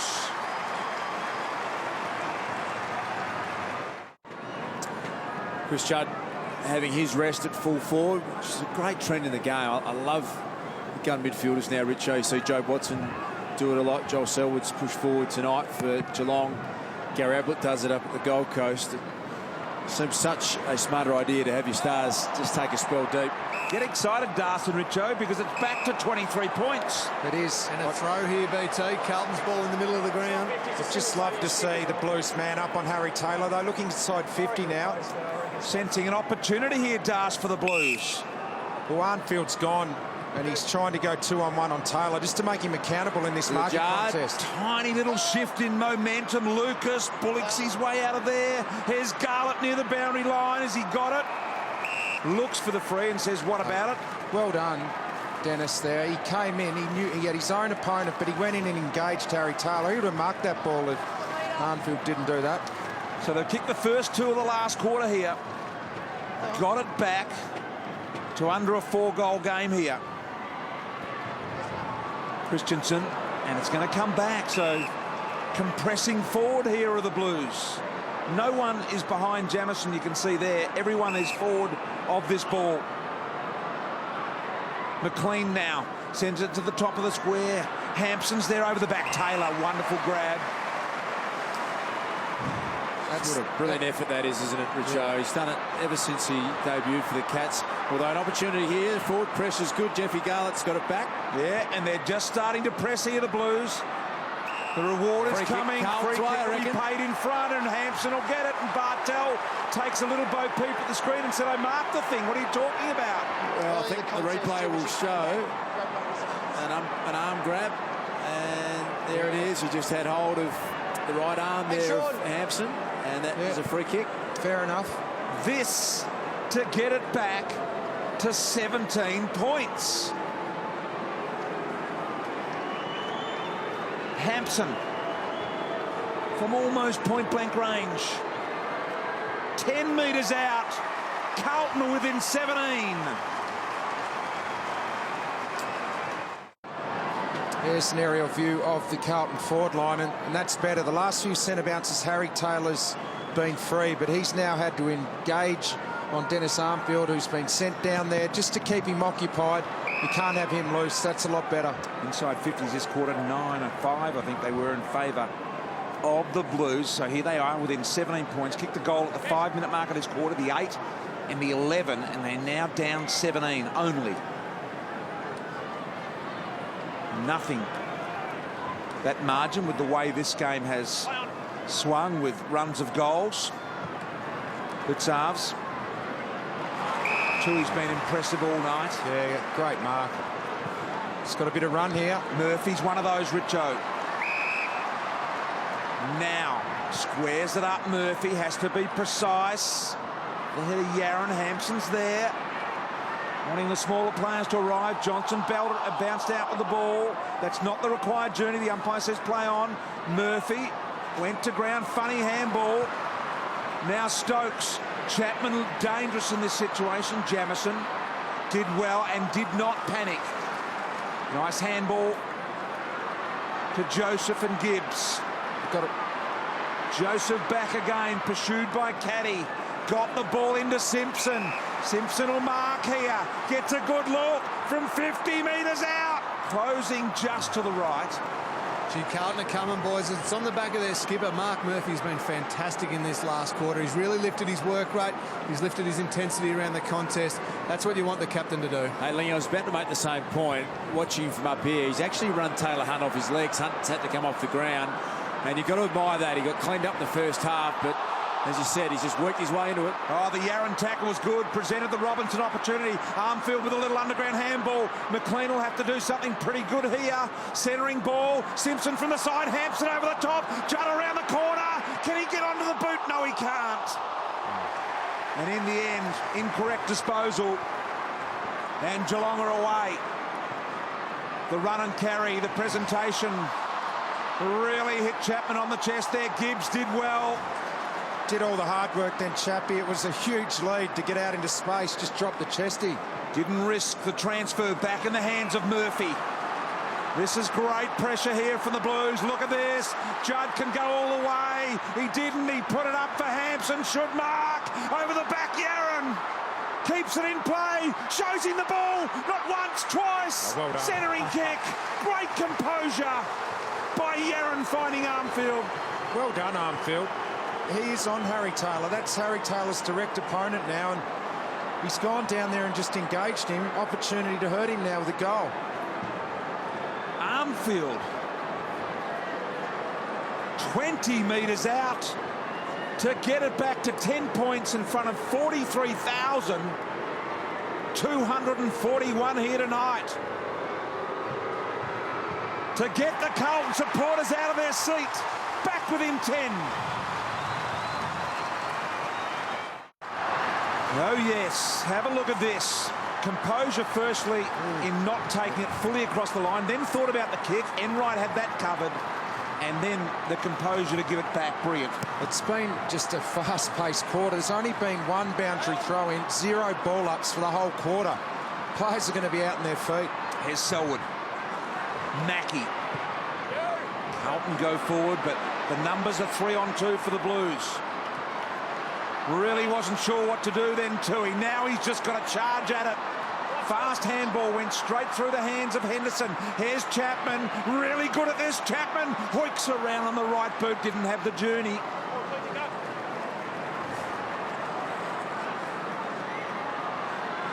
Boy, oh boy. Plenty of time left. Oh, that's an ordinary kick back into play, and Martel marks. What about Chapman running punt? 50 metres now. There's an security, an intruder on the ground here in the top left of your screen there. It's been wrapped up pretty quickly. Oh, he wants to go back out for a second go. Yeah, and just an absolute idiot. And let's hope he gets the full fine. Yeah, you take it here. So the umpire said, we'll take it where we blew the whistle when the game was dead. Blues have got every single player inside their defensive 50 now. Security doing a brilliant job here. Yeah, certainly are. Because of that hold in play, though, it's given the Blues a chance to get every player back. The only player not back is Garlett on the mark and Mitch Robinson, who's just making sure Mackie doesn't get the handball there. Have a look at that. You can see every player in your screen there except for that one there. Enright told to go. Oh no. Simpson now and Lonigan. Who wins this contest? Who keeps their feet? Simpson did well. Good response from Lonigan as well in game 100. Mitch Robinson did really well on the mark there. He's actually made Corey Enright blink and have a half step and play on. And they were a bit unlucky that didn't stay in, because they might have been able to go all the way back the other way, the Blues. Christensen, Selwood caught high. Rudy's tackle there from Tui. He's had a quiet night, Joel Selwood. This will be disposal number 14, but he's put himself straight back in the middle now that the game's on. High ball, Chapman here. What can he do? The superstar forward, Chapman, both hands on it. Joseph's in there. He's a hard nut as well. You're going to have to get rid of it out of there. Henderson was careful as well. Ball comes back. High bounce. Set Mackie up then. Chaffee. Out the back. Garlett. He's got his mate Yaron. Yaron running between two Geelong players. What can he do here? Gets hold of it. He got a free. Umpire said a hold. Now he'll have to kick it 50 from there, and I think it's just beyond him. Well, Das just pumped up the work Mitch Robinson did on the mark. Short kick. Didn't go. Umpire said play on, wasn't the required journey, and really should have made a better job of that. And also his work to punch that ball forward into space. Let him up, please. Look at this, players staying down just to get a bit of a bonus rest. Well, I think this will be the first ball up for the quarter. In the Carlton 50, West. Enright, Judd was in there. Down low, Yaron, who's looked dangerous. McLean's been really good as well. Lucas, dangerous position here for the Cats. Dispossessed, Walker went and got it. Threw it over the top. Judd, Hampson, all lurking. That's a good result for Carlton within their forward pocket. Keep your eye on Chris Judd on screen there, lurking around the contest. He's sucking in some air at the moment, but he has been so sharp. We know how good he is in this situation. No wins for the Blues this year, and they are desperate under Mick Malthouse to get there first. We're into red time in the last quarter. 5-6 minutes remaining. Just looking at this stoppage, you can see Simpson sifting back off the stoppage. Got to man him up. Going to get a handball back to have now. West. Judd. Smets in there.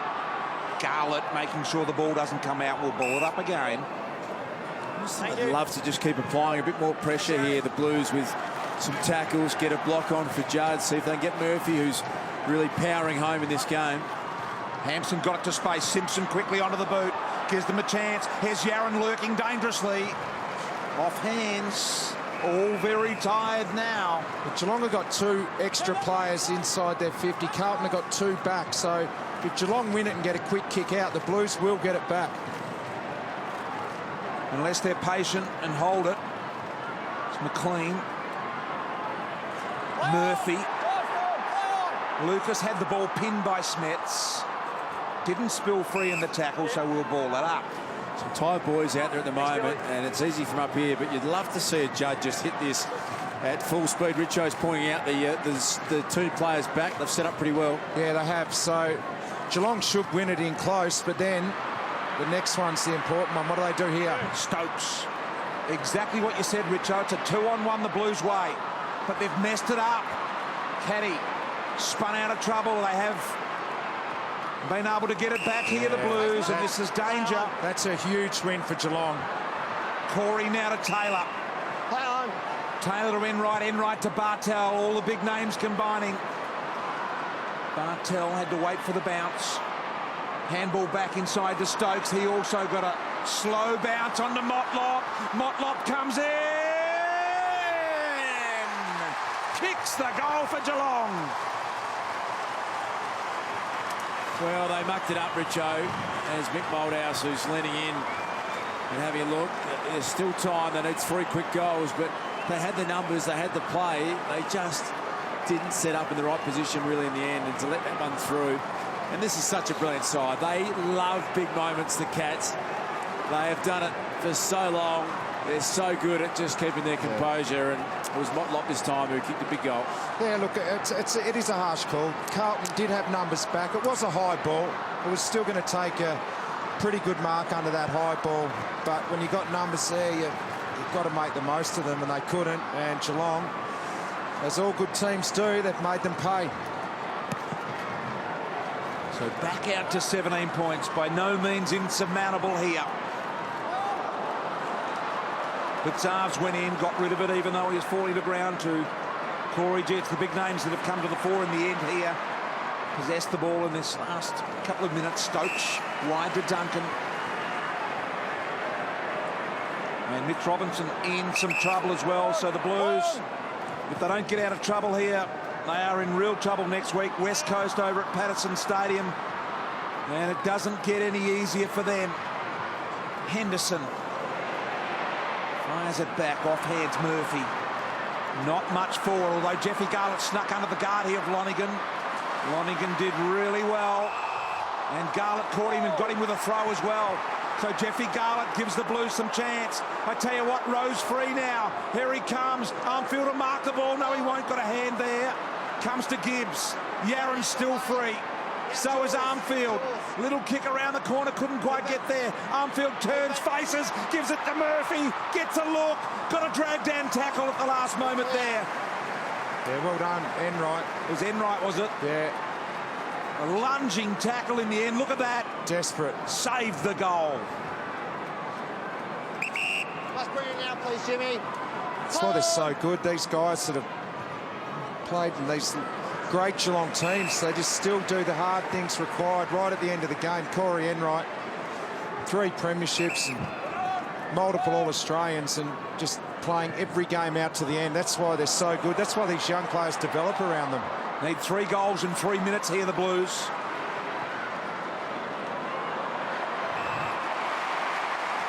It comes to Hawkins. Hawkins now deep inside 50. Harry Taylor again. The 3rd time he's got there tonight. There's probably been a couple when he hasn't marked as well. You boys touched on this earlier, but G. Matthew Cruiser going off for Carlton really hurt them. Harry Taylor's been able to pretty much run his own race. Players are loose down in the back line and then push forward and kick goals as well. It really hurt Carlton's structure. Checking where the mark there was with the umpire. Going the left foot banana here by the looks. Harry Taylor sends it on the way across the face. 2 goals tonight. Got a bounce on the full.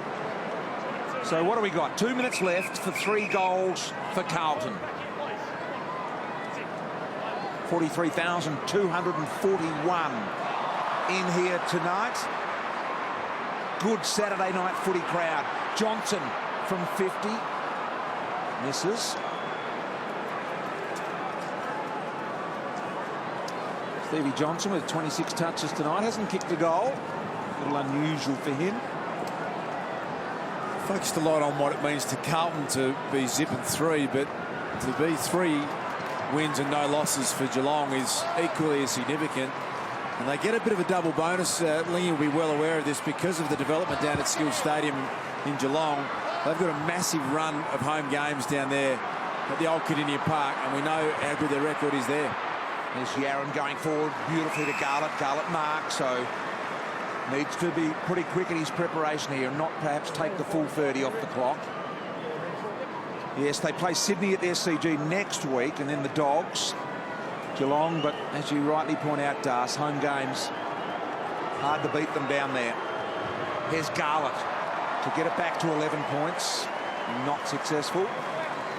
So you get the feeling that's their last opportunity gone right there. He just poked at that, didn't he, Jeffy? Garlett tried to nurse it through rather than kick through it. Had their chances. The Cats have missed some gettable ones. Blues 100 points plus 3 weeks in a row and have lost them all. I don't reckon that's happened to Mick Malthouse teams before where they've kicked 100 and lost. It did the last time in 2008. Josh Kay informing me a little earlier tonight. But it is an issue for them. That's not the blueprint for Malthouse success, that's for sure. Mackie sees Enright. So this one's over now. 30 seconds remaining in the game. The Cats are going to record their 3rd victory. They'll play Sydney at the SCG next week, and the Blues are going to come out of this with their tail between their legs, having lost 3 in a row, and the difficult road trip of confronting West Coast in Perth next weekend. Really, really difficult now for them. Here's Selwood. Siren sounds. Cats win by 16 points here on Saturday Night Footy. Green paddles it out. Maloney with strength. Redden couldn't get kick. Ablett can't do it either. He's still there, goes up. And he just poked it out wide, hoping that Shaw could run under it. He did likewise. It's almost a soccer game. 1, 2, 3. Oh, that is unbelievable. You won't see that again. Let's get down to Cameron Ling. He's down there with Stevie J. Well, I've got Stevie J here, mate. In the end, Carlton came back at you hard, but it was a good quality win by the boys. Yeah, we done enough early, Lingy, but we would have liked to finish the 4 quarters, but they got on top that last quarter, which is disappointing, but glad we done enough work early. Now, 15 days since the arthroscope on the knee, and you looked like you copped a bit of a knock. How is it? Yeah, the knee was fine. I actually copped a knock on the opposite knee, so I struggled a little bit after half-time, but was able to finish off the game, which is nice. Just good to get back out there and have a run around. You know how much I was hating sitting in the stands the last couple of weeks, so yeah, I did speed up the recovery, and yeah, very happy. Well done, mate. Great stuff. Thanks, mate. Cameron Ling down there with Stevie J. There's a bit of a smug smile on Lingy's dial down there too, Das. He loves being back amongst his old mates. The revered figure that Lingy is, and why wouldn't you? They have just enjoyed the greatest period in AFL football. And I, for one, I've got to say, was doubtful that they still had the fight in them this year. Let's go down to Lingy again. I think he's with Alan Christensen. I certainly am, BT. Bundy, it's been a really strong start to the year, but it has been on the back of a lot of the younger guys, yourself incled. You must be proud of that fact. Yeah, I guess as this club needs to improve, it's us young boys who have to improve. So it was a big effort. Taylor Hunt on Mark Murphy probably stands out as the job of the day, and yeah, it was a good win in the end. Taylor did that great job on Mark Murphy. Did you have a real focus as a team to help him out and make sure you cover for him anytime Murphy snuck away? Yeah, well, Mark Murphy's a great player, great attacking player, and we knew we had to shut him down to have a good influence on the game as a whole. So yeah, it was good by him. And Carlton kept on coming at you the last quarter there. It got pretty close in the end, but great composure just to hold on to the footy when you had to and get the team over the line. Yeah, like you know, we had some good old heads in the team, and they looked after us young blokes who were a bit frantic at the end. So no, we're lucky to get away with it, but we'll take it. Well done, Bundy. Great stuff. Kick to himself, Christensen had 25 touches. I just love hearing from the young Geelong players. Listen to how respectful they are. He knew exactly the team role that Taylor Hunt played, and he wanted to speak about how significant that was. And he said, look, we're young, we're learning from these great players, and we just are so lucky to be around them. They have got the best environment down there. There's Joel Selwood just getting across to his mate Trav Varco. Whatever the formula is, you'd love to be able to bottle it because it just works. Mick Malthouse is just going through his players one-on-one and getting a bit of eye contact. I wonder what he's saying there. Sort of almost ticking them off as they come past. looks reasonably positive and has just ordered the boys into the room there, told them, let's go and talk this one over before we do any warm down. Yeah, he'll be acutely aware, Mick Moldhouse, with his experience, that they need to remain positive, because it's a long way back for sides with a 0-3 start to the year. So I think you'll get him in. He's a master at understanding the right time to go hard, the right time to put your arm around it. And I think that'll be the message tonight. So, listen, we are close. If we can tighten up our defensive end of our game, we're scoring enough, we'll get a few players back. It's not broken. Well, we just need to tweak it a little bit. 3 losses to 3 really good teams, Darce. Richmond, Collingwood and Geelong, 5, 17 and 16 respectively. Not a disaster, but as you say, really tough to come back from there. Yeah, and you're trying to implement a game plan that is completely different to what Carlton were doing last year. Tom Lonergan, his 100th game. That's one of the great stories for me in AFL football, and nice to be able to pay some respect to one of the more courageous acts that we've ever seen. A great individual, really revered by his teammates. They're loving what he has been able to do for them. Yes, a very brave young man, Tom Lonergan, in his 100th tonight. Some thought he would never play again. And he's gone out there in a very courageous fashion and continued to play brave footy. The Cats are a good side. They're a good 2013 side again. We are sure of that. I was halfway through saying that I just thought that everyone's run comes to an end. We saw the great Brisbane Lions side. They fell off a cliff and it came to them pretty quickly. And I just had this inkling that as Paul Chapman got the same fight as Stevie Johnson, as Andrew Mackie, the guys that have been to the well so many times, well, they are showing us that they are as hungry as ever, and they're being supported by Taylor Hunt, by Mitch Duncan, by Billy Schmitz. None of them look like they're candidates to retire this year. Not at all. It's just so exciting. They are a remarkable group of men, and they're about to sing this song again.